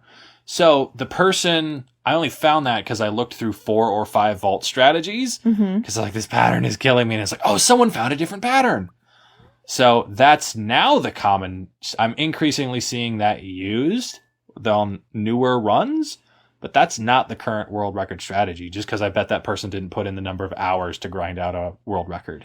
Right, because there is so much luck. Yeah, so it's not even just that you need to look up the world record in a bunch of different categories, and there's a bunch of different categories, as we mentioned. Right. It's also, you probably need to look at several different runs within that. Right. Which I feel like is a relatively normal thing in speedrunning, of look at a couple different videos, because it's pretty rare for people to be doing the exact same thing. So if you're stuck, it's pretty common to, when stuck, go see how someone else did it, see if there's an easier way. But that seems to be even more extreme in Stardew Valley, when normally it's like the thing with the vault, that's normal. So you'd be like, oh, I'm doing this one pattern, but you can do this other pattern and it works. Or with Halo things, there might be like, hey, you can look at this pixel, but this other pixel also works. You can play around with your sensitivity to make this third thing work. There's not, hey, someone just took a completely different path through the level. Like the equivalent of, instead of someone skipped the entire mines by just sleeping for another year or 2. Yeah. Basically. There's nothing that I've found that's that drastically different. Right. Versus like, this is the way you have to do it. You have to do the vault. You have to get to the bottom of the mine to unlock the cavern to go do the thing. Right? Like, that in the other run, that is the progression, and that's like the one in the game that makes sense. And then you found this other one that in this other category did something completely different. That's completely different. Yeah. So mostly skips the mines entirely. Yeah. So I've found that that's one of my 2 favorite things about Stardew Valley runs is how much doing your research is worth it. So, because yeah, I haven't found that the case, and yeah. So, and yeah, just interesting. So, taking a drink of water. All right. I think we're about 2 months out from go time. Yeah. And I believe we're actually going to make it into the mines this time. Yep. Because at this point, I know when to get the staircases. Yep. So. Sunday. Yay. Oh, something you probably don't want to be made aware of. A category I thought would be fun is baby percent. Oh, that's right. But that one takes even longer than this one, right? Yeah, because it's literally all the steps to marriage. And then also continue past that. Yes. I think there's like some amount of bonding you have to do with your spouse in game, but also you need to buy an extension to your house. I forget if it also takes resources, but there's a couple extra steps, and it wouldn't be like, I say this now, I'm trying to imagine all the steps, but I don't think it would be awful. It'd be like another 10, 20 minutes. But it's 10, 20 minutes on a longer run already. Yeah. So, but I think it would be funny. If you could consistently get this run down below 2 hours. Yeah. If the fastest I can think of, if my just like wish upon a star, this is as fast as I can imagine this doing, is there have been multiple people who've gotten sub 30-minute times on Vault. So most of these strategies... That seems pretty crazy. Yeah, well, they just... If I'm thinking back to my Vault thing, I'm like, well, I lost a couple minutes because I didn't exhaust... I think I lost a couple minutes because I didn't exhaust one time, and I lost another couple minutes because I didn't get the forage I need. Oh, yeah. And I lost several more minutes at the end, so I'm like, it's relatively tight, but it seems pretty doable. In my pie in the sky wish fulfillment, I'm like, okay, I think you can get the Vault done by 30, say 10 more minutes to get do your beach forage and shopping. Mm-hmm. So you're ready to sleep until spring at about the 40-minute mark. Because you're not getting a jade? Because you're not getting a jade. This is like as fast as I can imagine you doing this. Do you need to mine it all to level up to make bombs? You do, so I'm saying maybe 5 more minutes for that. Okay. Maybe at the end of the day, maybe you were really good with the forage. You bought, so you finished before the blacksmith closes? So you could go and buy the bomb stuff, swing by the saloon, pick up a couple salads, then head to the mines, and in the last 6 minutes of the day, just get a bunch of copper. Yeah. Maybe not super likely at that point, but that's possible for sure. To mine that much copper that quickly. So maybe by about 45 minutes, you've got all your stuff, and you can also craft bombs. Then it's going to take about 4 minutes to sleep until the festival, and then it's another 4 minutes just to get to the desert. You're not toteming in this point because pie in the sky luck. So probably by about somewhere around 53, 54 minutes, you can be in Skull Cavern. And if you get really lucky, in like the first 5 or 6 minutes, you can get a prismatic shard and enough iridium to craft the thing. It's probably possible to do it in just under an hour. That seems crazy to me. Oh yeah, it's very crazy. Okay. That takes like however many tries to actually make it work. Lots of luck, yeah. Okay. So, the question is, if you don't need, say, let's call it luck mitigation strategies, of like, getting more bombs, getting more staircases, that sort of thing, I think you can get that up to an hour and a half. Another 10 minutes to get deep enough to get Jade, sleep for 1 year to get up to, 70 or 80 staircases. That's so maybe another half hour. Like, I think 90 minutes is pretty reasonable if you're like on it and don't make any mistakes. Yeah. The not making mistakes is key. Yeah. And I think 2 hours is very doable. Yeah. Okay. So that's the sort of spread. I'm like, pie in the sky, if everything lines up perfectly and you don't make any mistakes, maybe you can do it in an hour, which would be world record by almost 10 minutes. In either glitchless or vanilla. With a little bit of like getting staircases or something, somewhat more reasonable, like margins and stuff, 90 minutes. And then, with some actual serious mistake making and maybe going for the extra year to get 100 some staircases, probably 2 hours. Okay. So. Well, we're close to the end of winter. We're almost there. Yay! We're almost there, guys. Gonna see Skull Cavern! Woo! After 2.5 hours. Yeah. Oh, and I'm curious to see, now that I haven't done this, what it looks like in-game when I just lose hope quickly, as is going to happen with this tragedy that's going to happen. That's quite foreboding. Oh, goodness. I'm also curious to see you wandering around town. Oh, yeah. Because I think you could probably tell me why I didn't find the guy at the saloon. Yeah. Like, what didn't I do? It's going to be funny if you just go in a circle around it. We'll see. No, I got in. You got in? Navigating was hard. There's stools all over the place. Oh. Just saying. Well, basically everything is closed or the person's not there at some point. Yeah, so I must have just hit the wrong day or the wrong something. Let's see. What do they call it? Stardew Valley Saloon. Let's see what's Maybe up he was with at the this. Desert Festival. Oh, that is true. It's possible. The only... Oh, okay, here we are. I'm happy we're looking this up now. Yeah. Out and awake. I should be teleporting soon. Oh, no. I'm going to go to the staircases. Yeah, this is the 7th. Okay. All right. You disturbed the butterflies by chopping down some trees. Open hours. Okay, no, it doesn't appear to be closed on any day. It's open noon to midnight. Okay. Trivia, history. Yeah, I went in. There was, I don't know. Maybe I skipped a cutscene that I wasn't supposed to skip to meet him. I don't know. He might be in the... Okay, let me look at the Desert Festival now. I'm glad we're looking this up now and because that's a good question of what we got happened. a mushroom tree this year. It's very exciting. So, what is this? Spring year 4? Because we tried to go year 3 and it didn't work. So this we tried to go year 4. Did we? Because we slept for 2 years. So we start sleeping spring of year 2. Right. Sleep till year 3, year 4. Oh, so now this is year 5. So 5 years to get one mushroom tree. Yeah. I mean, I guess there could be more somewhere else on the farm, and probably if you kept the farm clear, there's better odds of it showing up.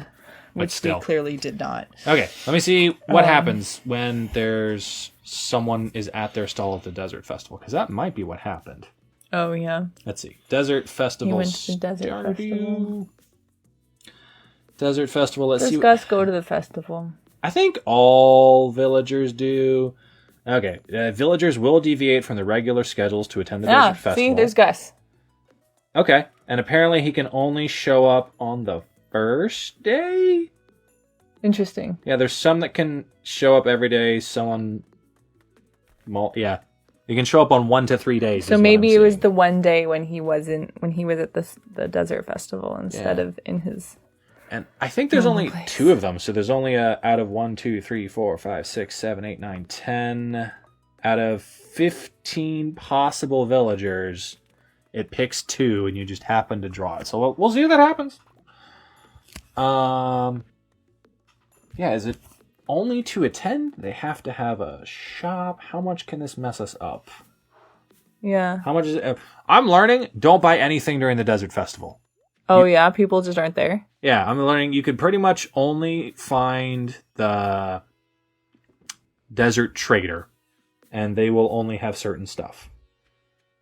I'm sorry. No. They do. Okay, these people will show up on these specific days. They will just flat out not be at their normal locations. Yeah. So, okay, so in Spring 15, Gus will not be there. Okay, that must have been what it was then. I mean, well, I guess we'll find out, but... Yeah, well, we should see him as I walk through, so guess be a thing to look for. Oh, also, I realized giving Pam a flower, while nice, probably slowed her down 10 seconds. Probably. So, I was just there's a daffodil, there's nothing useful I can do with this. I give it to Pam. So here I went trying to look for things to eat so I could cut down more trees. Oh, okay. Doing your little wandering around. Okay. Yeah. But I also don't know the ideal spots. That's a good spot to go look. Basically anywhere that isn't the beach or the middle of town will have stuff. Yeah. Okay, staircases. Yay! You're getting 180 something. The staircases. Oh my word. 181, 183 staircases. Spoiler alert, I don't even kind of need all of those. Yeah. We'll see in a bit. Okay. This is going to be informative because I'm like, I wasn't paying that much attention to like counting floors and stuff as I'm going down. Yeah. I was like looking for iridium. So also, how long does it take me to get back? It looks like about 2 in-game hours to get back. So that's about about 5 minutes to go to the desert, get supplies, and come back. Yeah. 6 total in-game hours. Okay, sleep for 8 more days. 8 more days, and hopefully get good luck. Yeah. Yay! And apparently you sold something at some point. I guess. Yeah. Also, I need to look up how mystery boxes work. I expect they're geodes, but okay, we'll see. Yeah, that could be a thing. So then you don't have to go buy your Omni geodes on a Wednesday. That would be awkward. Yeah, you can just go break open your mystery boxes, get your Omni geodes, and go buy your totem. Let's see. Okay, what is in a mystery box? Stardew? Because this is not a mechanic from when I played the game. Oh, really? Yeah. This is a newer mechanic? Yes. I don't know what patch it came in, but there was a big one last year. So I don't know if it's that one or one of the previous ones, but we'll see. All right. Started on mystery boxes. Sell price 0. Really don't sell them. Can be broken open, just like geodes. Contents. Oh, Lord.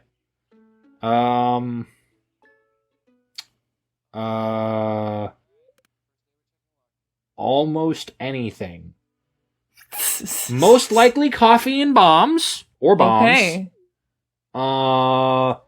There are a warp totem to the beach for some reason. Or warp totems. Oh, that's good. Those are also good. I was looking at rings. Off you go. Here we are.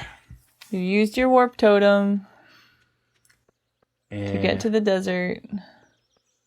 You're going to go have your nice luck meal. Yay, what is that? It's like rare fruit and like spicy something, I believe. Let's see. Rare fruit and uncomfortably hot sauce. Oh, goodness.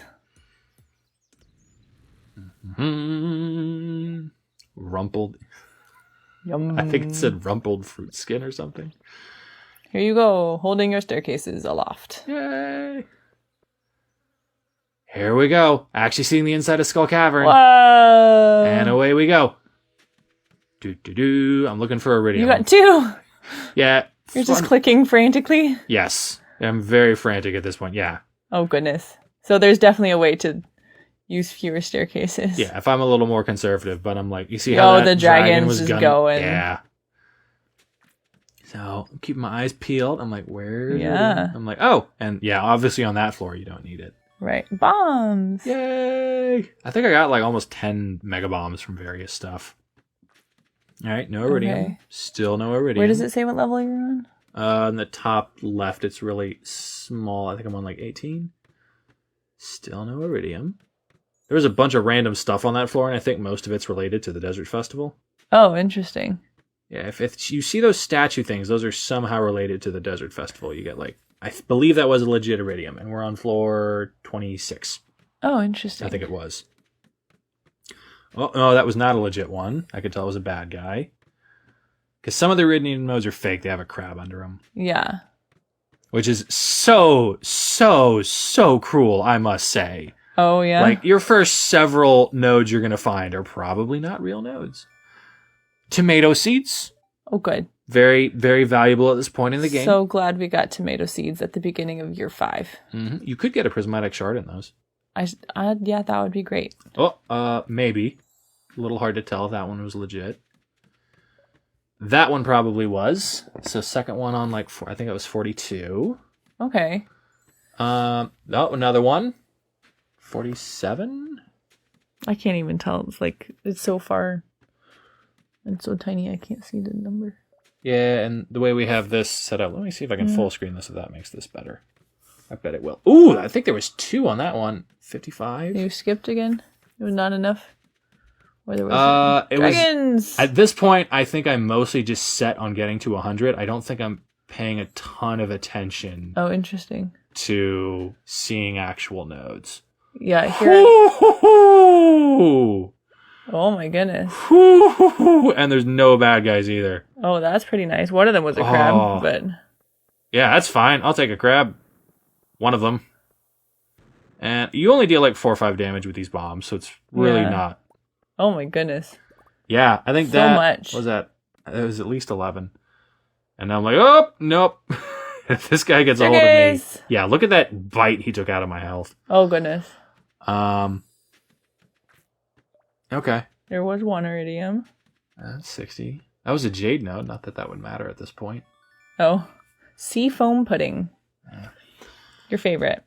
Okay. Yeah, I'm out. Oh, yeah. I think you sent me to go get more copper and coal. Gotcha. Okay, there was another node. Okay, so around about the 70s is when it's like almost every floor you will see iridium at your feet.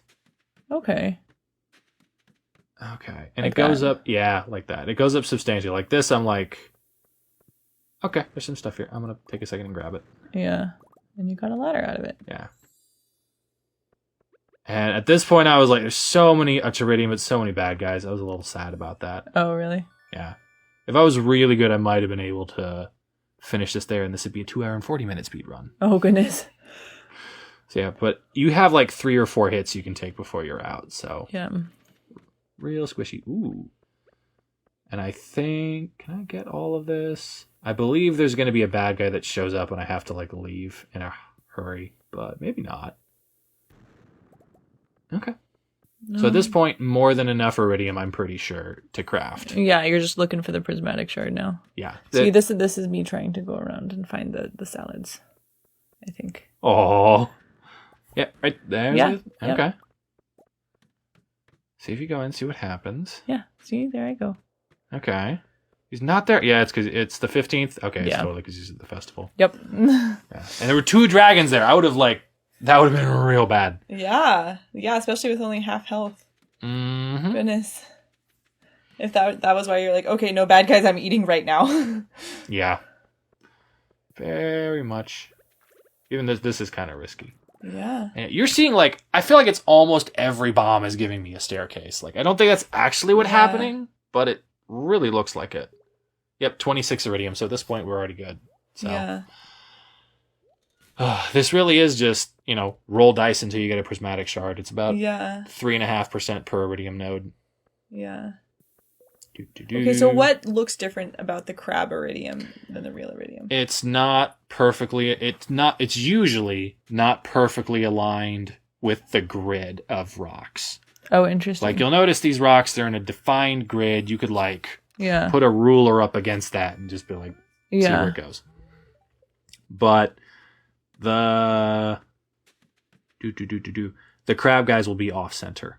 Oh, interesting. So if you see one of those things and it's not perfectly in the grid, that's for sure a crab.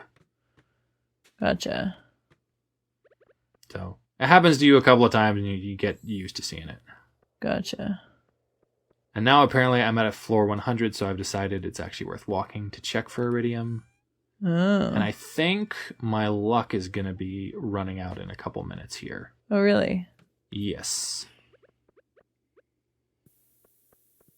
But yeah, you can see how much is just laying around. Like, if there weren't bad guys, you could do a fair amount of looking to dig up a bunch more. Yeah.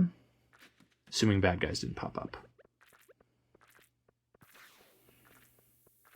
And I'm like frantically trying to dodge. Like, oh, look at that. I got a ladder and a hole. Yeah. Ooh, oh, now you know what? That actually doesn't hurt too bad. Oh, and I think this is when it no, not quite. Yeah, there it is. No. Eating the cake.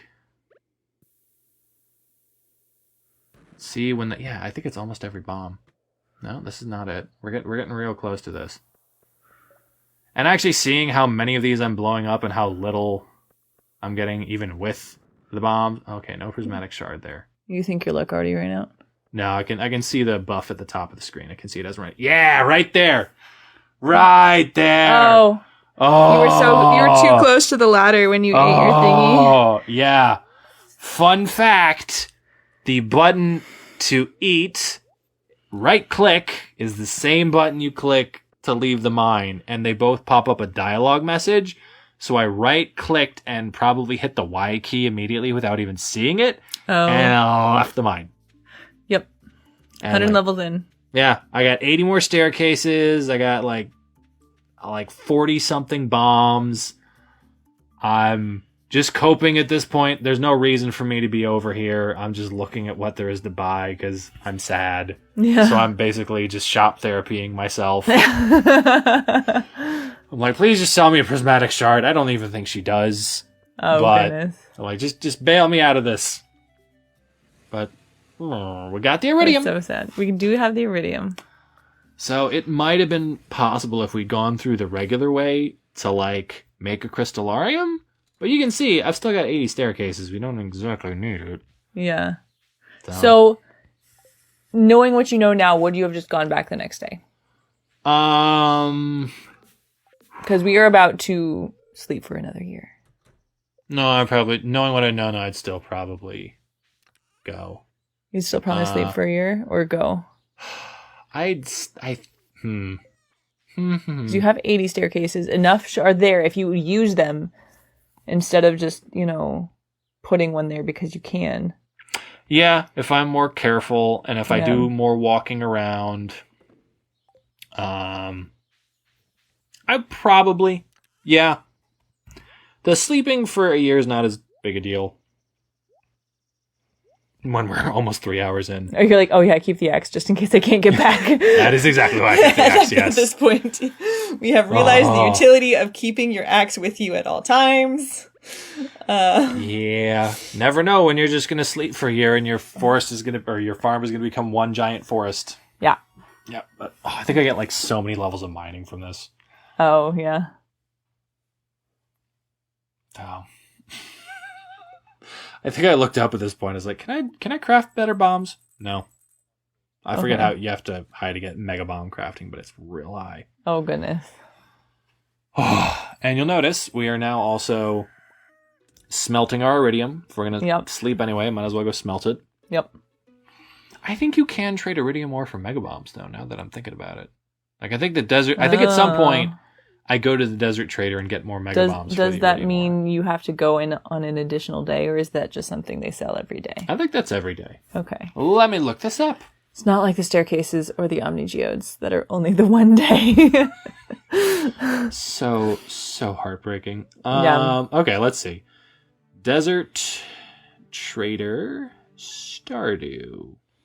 By the way, in case anyone's wondering, I do this for every other area of my life as well. You just look up everything. Yep. Went to the doctor, the dentist, and they told me something. Let me look it up. Go into the store. I'm like, hey, this is on sale. Is this better? Let me look it up. Yeah.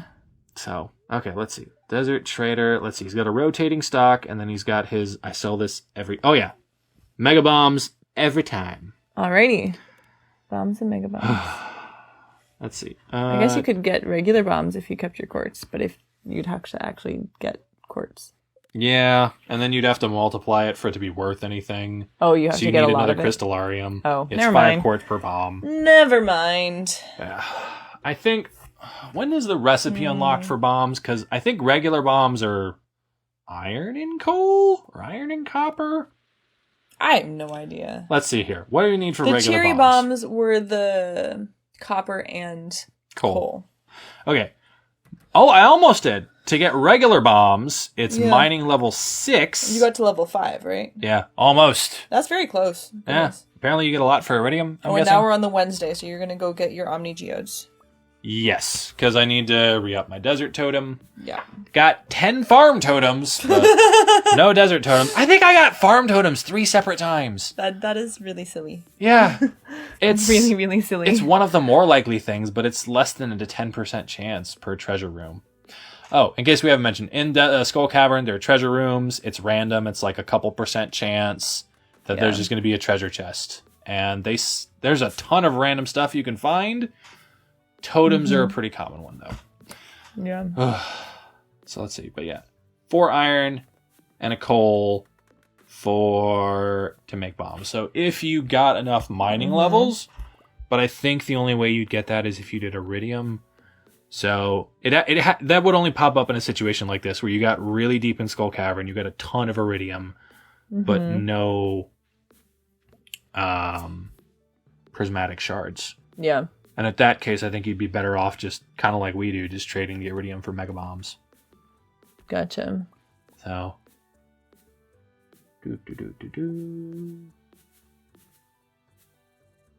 Yeah.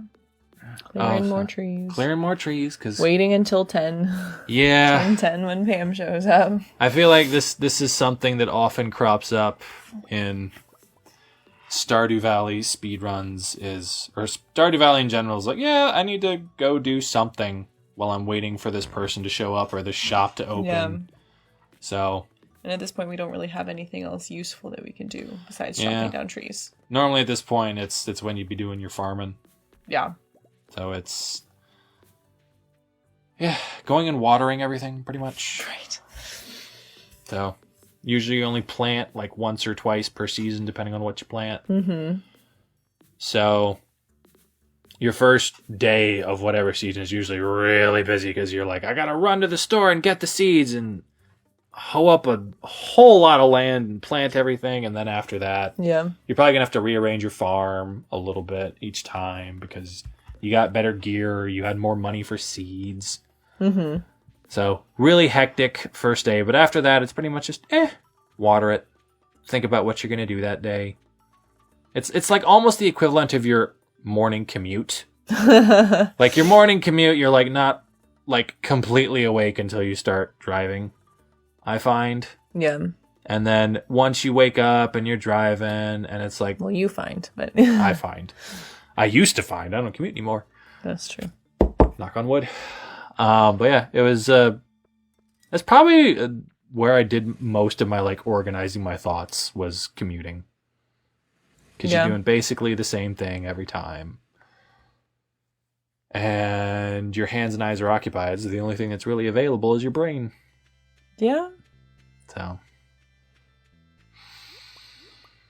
Yeah, and I think at this point I'm just foraging out of habit. I'm like convincing myself that this is somehow going to make a difference. So. Oh, all right, because is the person not open yet? No. I believe they were open. Like, I forget when they open, but by the time you take the bus, they're pretty open. Okay. Omni Geodes, now we're going to go sell them. Yep. And get our warp totem, and then I think we're just gonna sleep until next spring, at which point we re-up our jade staircases and go again. There we go. So many trips to the desert. Oh, and you're trying to find Gus again. I'm trying to find Gus again. Was he not there? Or was not? Oh, yeah, it's not noon, so it's not open. Yeah, but you're coming back, so I need to go back. Yes. I think I actually beat you to bed this time. I think so. Because I went the wrong way. Yeah. Or I think maybe I was looking for forage. I don't know. Where did those 7,000... We had 14,000... We did. Gold pieces. You bought Omni Geodes. You bought bus tickets. You bought... Yeah, I guess that adds up. You bought a lot of things. Yeah. Some more time save if we actually figure out, like, a reasonable amount of stuff you need. Yeah. So in the Excel sheet, we can fine-tune the calculator. We need this amount of money. So we can throw what we're foraging into the calculator so we know exactly when we have crossed the point. Yeah. Yeah. Do you feel like this... Because I know prior to having played this game, you were like, I don't really think Stardew Valley would be for me. I mean, I think I'd enjoy it. I just think I'd rather do other things. Oh, okay. Yeah. But I'm not saying I wouldn't enjoy it. No, you did seem to get more into it after having done it once. Because I think, like a lot of people, I feel like this is an almost universal experience with Stardew Valley, where 98% of people hear about it and go, that sounds really dull.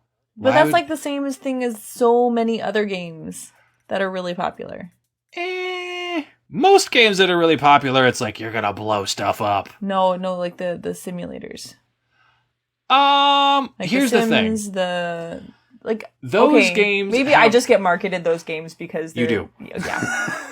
Yeah. Those, particularly 8 years ago when more mobile games were less of a thing, though still a lot of a thing. Yeah. When this came out, like I believe it was 8 years ago. Oh really? Everybody on YouTube was like, this game is amazing. The people who are like, they only play the I am shooting other human beings games were like, Stardew Valley is amazing. Really? And I was like, did everyone lose their mind? Like, sure, I realize that some people like that kind of chill game, but did everyone just lose their minds? Did the creator of this game just shell out millions of dollars to just buy everyone's journalistic integrity? But no, eventually I tried it out and was like, okay, we'll give this a shot. Yeah. And it's just, it just sucks you in. Yeah, it just sucks you in with its wholesomeness. It is just so relentlessly wholesome and chill. And just every single person I ever know who's played Stardew Valley has been like, yeah, it's a pretty good game. I'm like, hey, it has sort of the thing you did. We're like, I think I might tidy up the farm. I think I might go wander around the village. I might talk to people. Let's go see what's up with the mines. Like, it is such a very well put together game, and it fills this niche of being chill. Yeah. Just relaxed. Yeah. But still, I think having enough of the, like, more normal video game things of, like, fishing and fighting things. Yeah, and you can also, like, optimize it to the point where it is stressful. Yeah, that is true. There's enough math in there for you to be like, okay, which of these things? Or, like, I have to get the whole farm planted on this day, and then when you harvest, I have to get it replanted on this day. I have to have the seeds before this time on this day. Like, yes. You can make it really stressful. Yeah. I will say, short of going on Wikipedia pages or looking up guides, the game hides so much of the information you need to optimize. Yeah. Like when you're buying crops, I think it tells you how long they take to mature. It does not tell you what they sell for. Right. So it's just like, hey, here's a bunch of crops, and they're a bunch of different prices. Right. And you just kind of get to guess. Yeah. And find out when you sell stuff. So it does really fight the optimization, but you can definitely do it. Yeah. Oh, and you haven't gotten to see at all the, like, upgrading gear aspect of the game. I think I saw that when you did it. Yeah, when I did it. And I guess I've only ever watched you play, which you are very much into the looking up the Wikipedia and optimizing everything. Yeah. Versus just playing the game the way it's... the nice, relaxed way it's meant to be played. Yeah, I think every way you have played this game is not relaxed. Even your normal way of playing this game is not relaxed. No, I think before I met you, when we played through it, or when you watched me play through it, that was the second time I played through it. The first time was more chill. It was still not super chill, but it was more chill.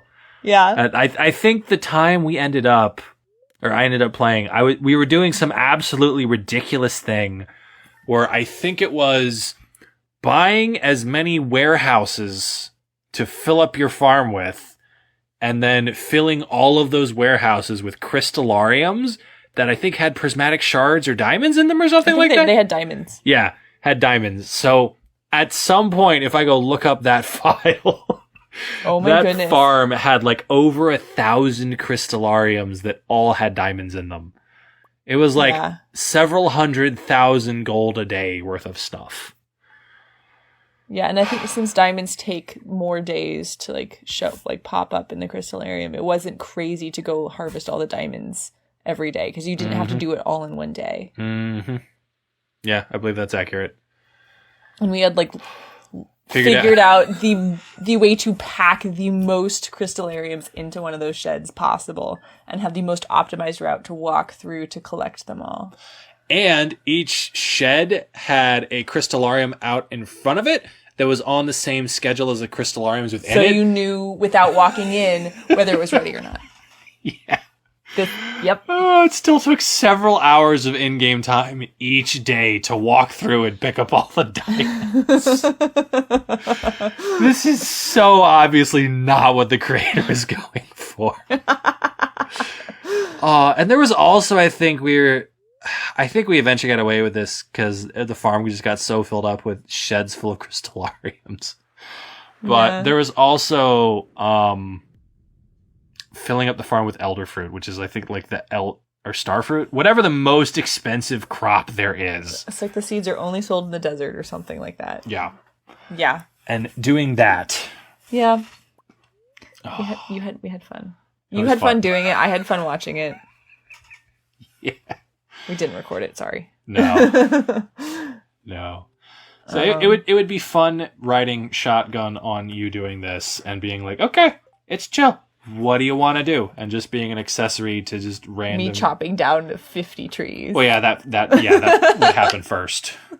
So here's a question on your tree massacre. Okay. Mrs. Saruman. No, do not call me that. No? No, I don't like that. Okay.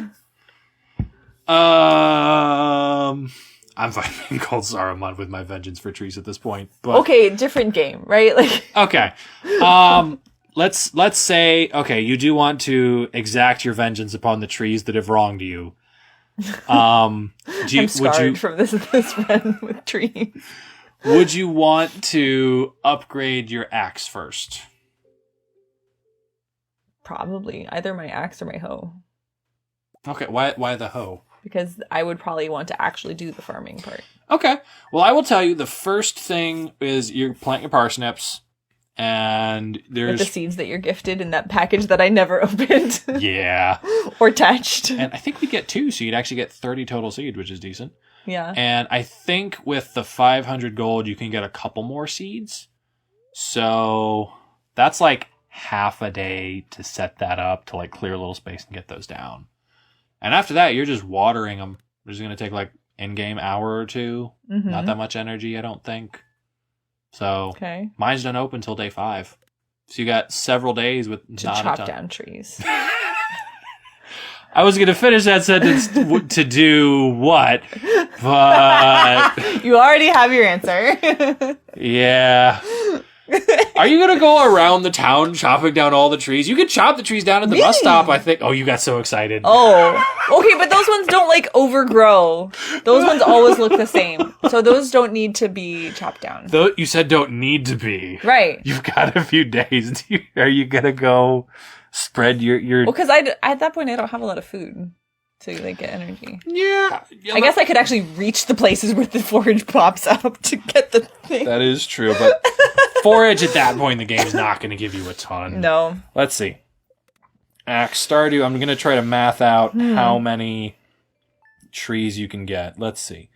So, energy cost. See proficiency. Okay. Yeah. What would I do in a regular game?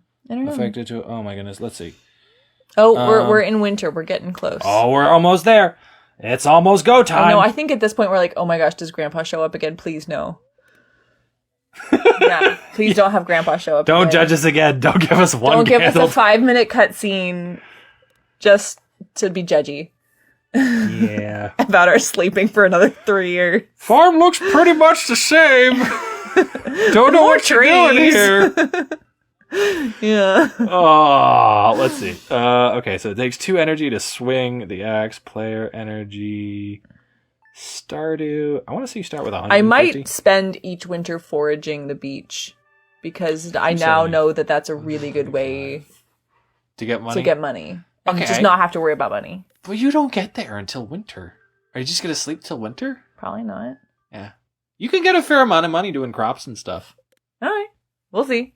We'll have to do this at some point. Not now, obviously. Yeah. So let's see. You get 135 swings with the axe, and tree takes 15 swings to completely clear. So if all you did was clear trees, you would get exactly 9, but you're going to use it for a few other things. And I'm going to miss swing a few times, which still takes energy. And I think if you go all the way down to 0, you only get half energy the next day, maybe? I don't know. So you probably get about 7 or 8 trees. So between the two of us, about 15 trees per day. Okay. Probably only take us a day or 2 to clear the farm. Especially because you don't have to deal with the forest that happens after you sleep for 3 years. This is true. Or 4 years or whatever. There's way less trees. Plus, you're going to leave a few survivors. Right. Oh, goodness. I love that I get to paint you as the genocidal maniac for once. Oh, my goodness. No. You remember this the next time I'm shooting Marines in Halo. Oh, goodness. Those trees did nothing to you. They're trees. They're trees. They're trees. They're trees. It's not like I go around massacring the townspeople. No, you don't. You also can't. I was gonna say, can you even? They literally walk through you if their path happens to go where you are. I don't know what happens now, but if you put objects in front of them, like you can put furnaces just random places. Oh. But just if a villager walks through it, it'll destroy it. Oh, that's so funny. So, I believe this is how this worked. Oh, oh no, you got waylaid by the text box. Yeah. So, I think at some point somebody actually figured out all the routes in the town by they just completely covered the town with like furnaces or something and then slept for a year and saw where the like safe spots were. Oh, that's so funny. So they could then expand out into the town. And I could put stuff here and no one will break it. Oh my goodness. Wow. That takes dedication. It does. Because are people's routes different every day of the year? I don't think it's different every day of the year. I think they follow like a weekly. Because it's mostly trend. weekly and then there's like a few festivals throughout. Right? Yeah, it's mostly weekly with a few random things. Yeah. So you probably get the information after a week. But if you wanted to be sure. Yeah, then you gotta wait the year. And I wonder if sleeping, actually, if they still do their path with you sleeping. Like, I wonder if you wouldn't actually sleep. You'd just leave your game on for however many hours it would take to go through all that. Interesting. Let's see, because an in-game day is like 13 minutes, and there's 100 something in a year, so 1,300 minutes. Was that 50 hours? No, that's not right at all. 10... It's 600 minutes. No, it's like 20. If you just left the game on, I think, dialogue notwithstanding, like 20, 25 hours, if it would just go through the whole year. Oh my. Every minute. Which, I was going to say there's worse reasons to just leave your computer running for 24 hours, but now I'm struggling to think of one. Yeah, see, I'm stuck. Oh no! Yeah. You can't get out! I is stuck in the trees. Drums in the deep. They are coming.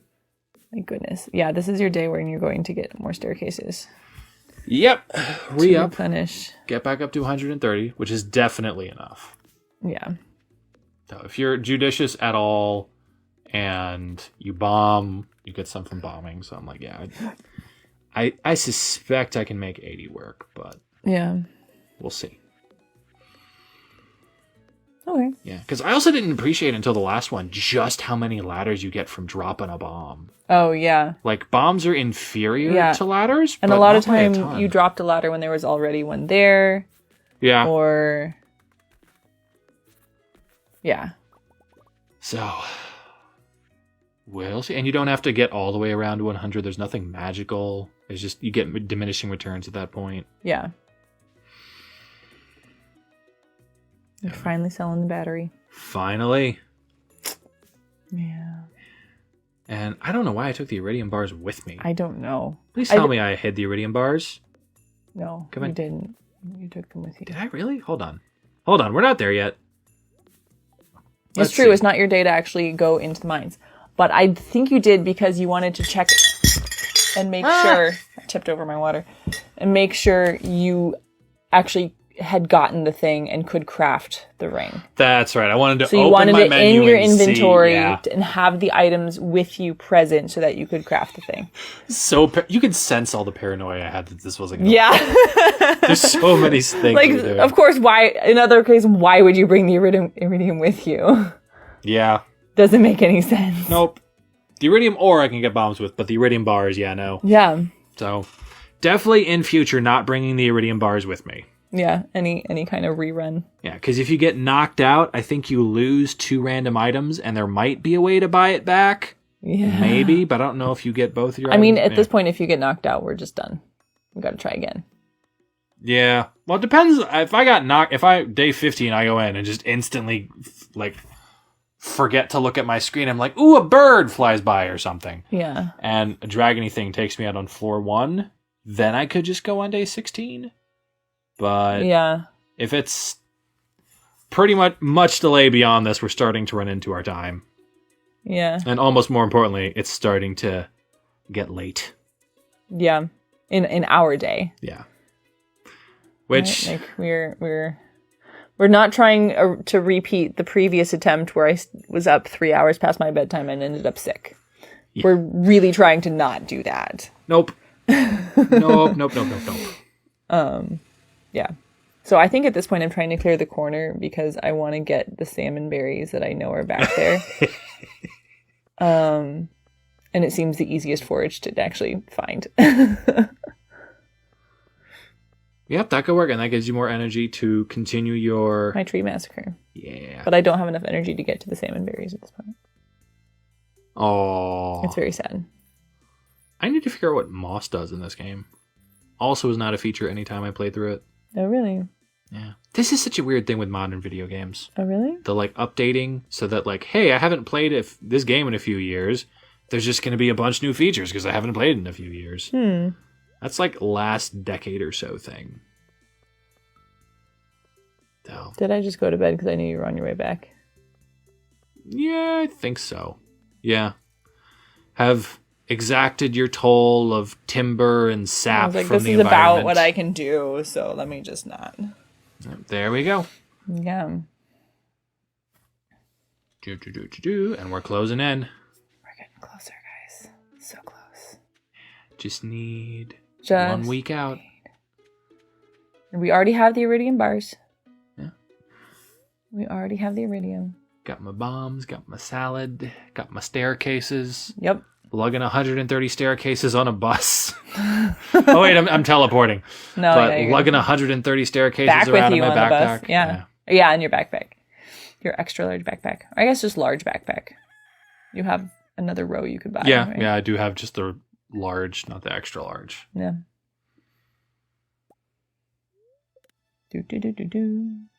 So at this point, why are you collecting the jade? Just out of habit? Yeah, out of habit. Okay. I've done it 180 something times so far. There's a little bit of muscle memory there. No, actually, it was 180 the first time you went to buy staircases, and you just bought another 60. Oh, no. Oh, no. You have bought nearly 250 I just staircases. forgot how many extra things we did for this. Yeah. Oh, how many times we, like a misslip, just get, like... Oh. Have your spreadsheet. Have your spreadsheet. Yeah. Look at it regularly. Yep. There's gonna be a spreadsheet. I might print out some guides or something. Yeah. I might print some things out of like you do this like a step by step every single day. This is what you do. Going back to sleep.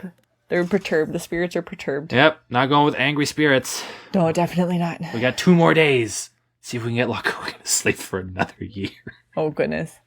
Let's see. Mildly perturbed. We're like, oh no! No! Just give me neutral luck. I'll go on neutral luck. Yeah. This is the last day. Last day of the Desert Festival. I think you were gonna go this day regardless. I probably was. Good humor. Good humor! Woo! Yes!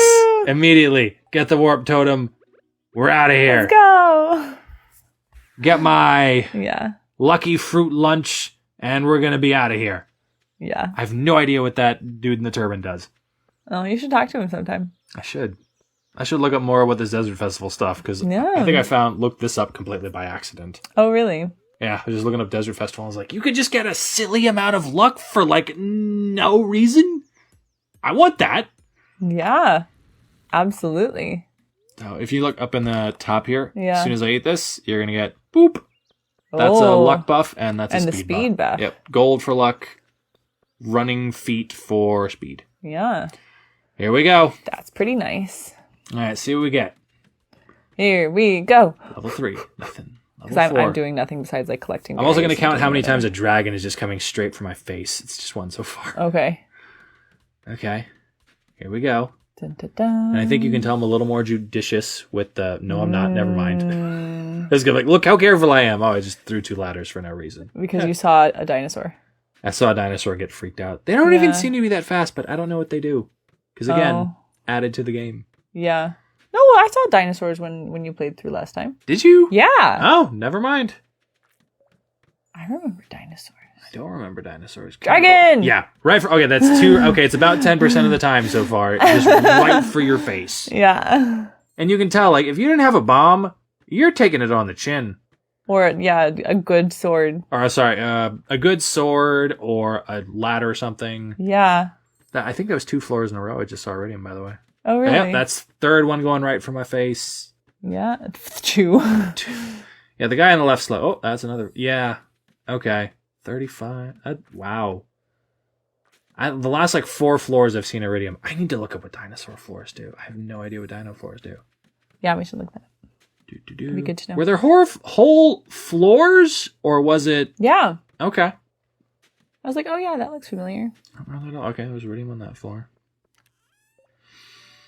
More farm totems. I really needed the farm totems. So holy mummies, Batman. Yeah, that was like 8 or 9. Oh my goodness. There was, oh, here we go. Okay, so I was curious about this. This is literally the first iridium node I blow up on this day. Very first one. Prismatic shard. Where do you want me? Right in front of your house? Right. Well, I'm not going to propose you this second. Oh, you have to make them first, right? Whoo! I'm not warping back because it's probably going to get me stuck. So I'm just okay. That's a prismatic shard, right? I'm putting it. So. That's a shard, right? Those are 5 iridium bars. Yeah. Okay, I'm going to the crafting thing. I can do the redding ring. I'm not doing it here because I'm probably going to die. Whoo! Thank you, Lord. We're happy we get to go to bed soon. Yes, thank you. Yay! I love you. I love you too. Oh yeah, right in front of my house. I'm gonna propose. Okay, I'm right here. How am I just calling you Mrs. Galimore? Are we going with canonically your first name is Mrs.? Sure. Yeah. Do you want a middle name? No, it's fine. Okay, gotta craft it. Okay. Wedding ring. Oh. It doesn't hold it up. Look at this. It's not holding it over my head. Oh, that's like it does. Oh, it's like I got a secret. Okay. Mrs. Galimore, will you marry me? Yes. Yay! 3 days. Okay, you gotta go to your own bed. Yeah, okay. Whoo! I wasn't even halfway down. I was on like level 35 or something. Oh, good. It was literally the first node I blew up. Oh, yay, praise God. Oh! I think it's just gonna cut to a ceremony, so just keep sleeping until we're like at the altar. Okay. Oh, I don't think there is an altar, actually. I think we're just standing under a tent. Ceremony. Oh, lame. It is very secular. Oh, you should have let us build a church. How is it going to If in the community, we're from this day forward, we're going to be as much of a part of the town as any of us. Are you going to get mentioned here? This is Galimore in Bronze Village. Yay! Are you taller than me? I don't know. Maybe my hair is. Yay! Yeah, Galimore. You know, kiss. Oh, yay! 3 hours and 3 hours and 15 minutes and 56 seconds. Still a full 45 minutes faster than the previous run. Life is going to be different from now on. Yay! Yeah, isn't that true? Whew. Okay, you want to come sleep? Yeah. What? Oh, is there something stuck in front of the door? No? What is this? Oh, why do I get a star drop? I don't know. That's weird. Yay!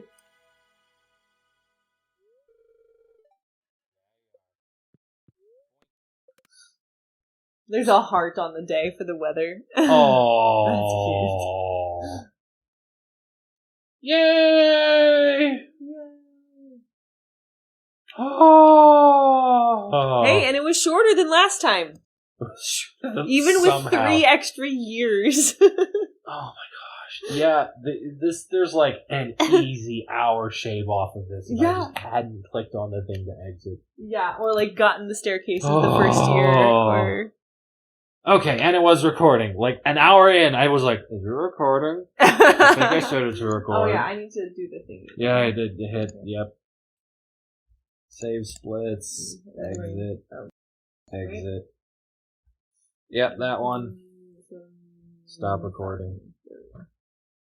Oh my goodness. We did it!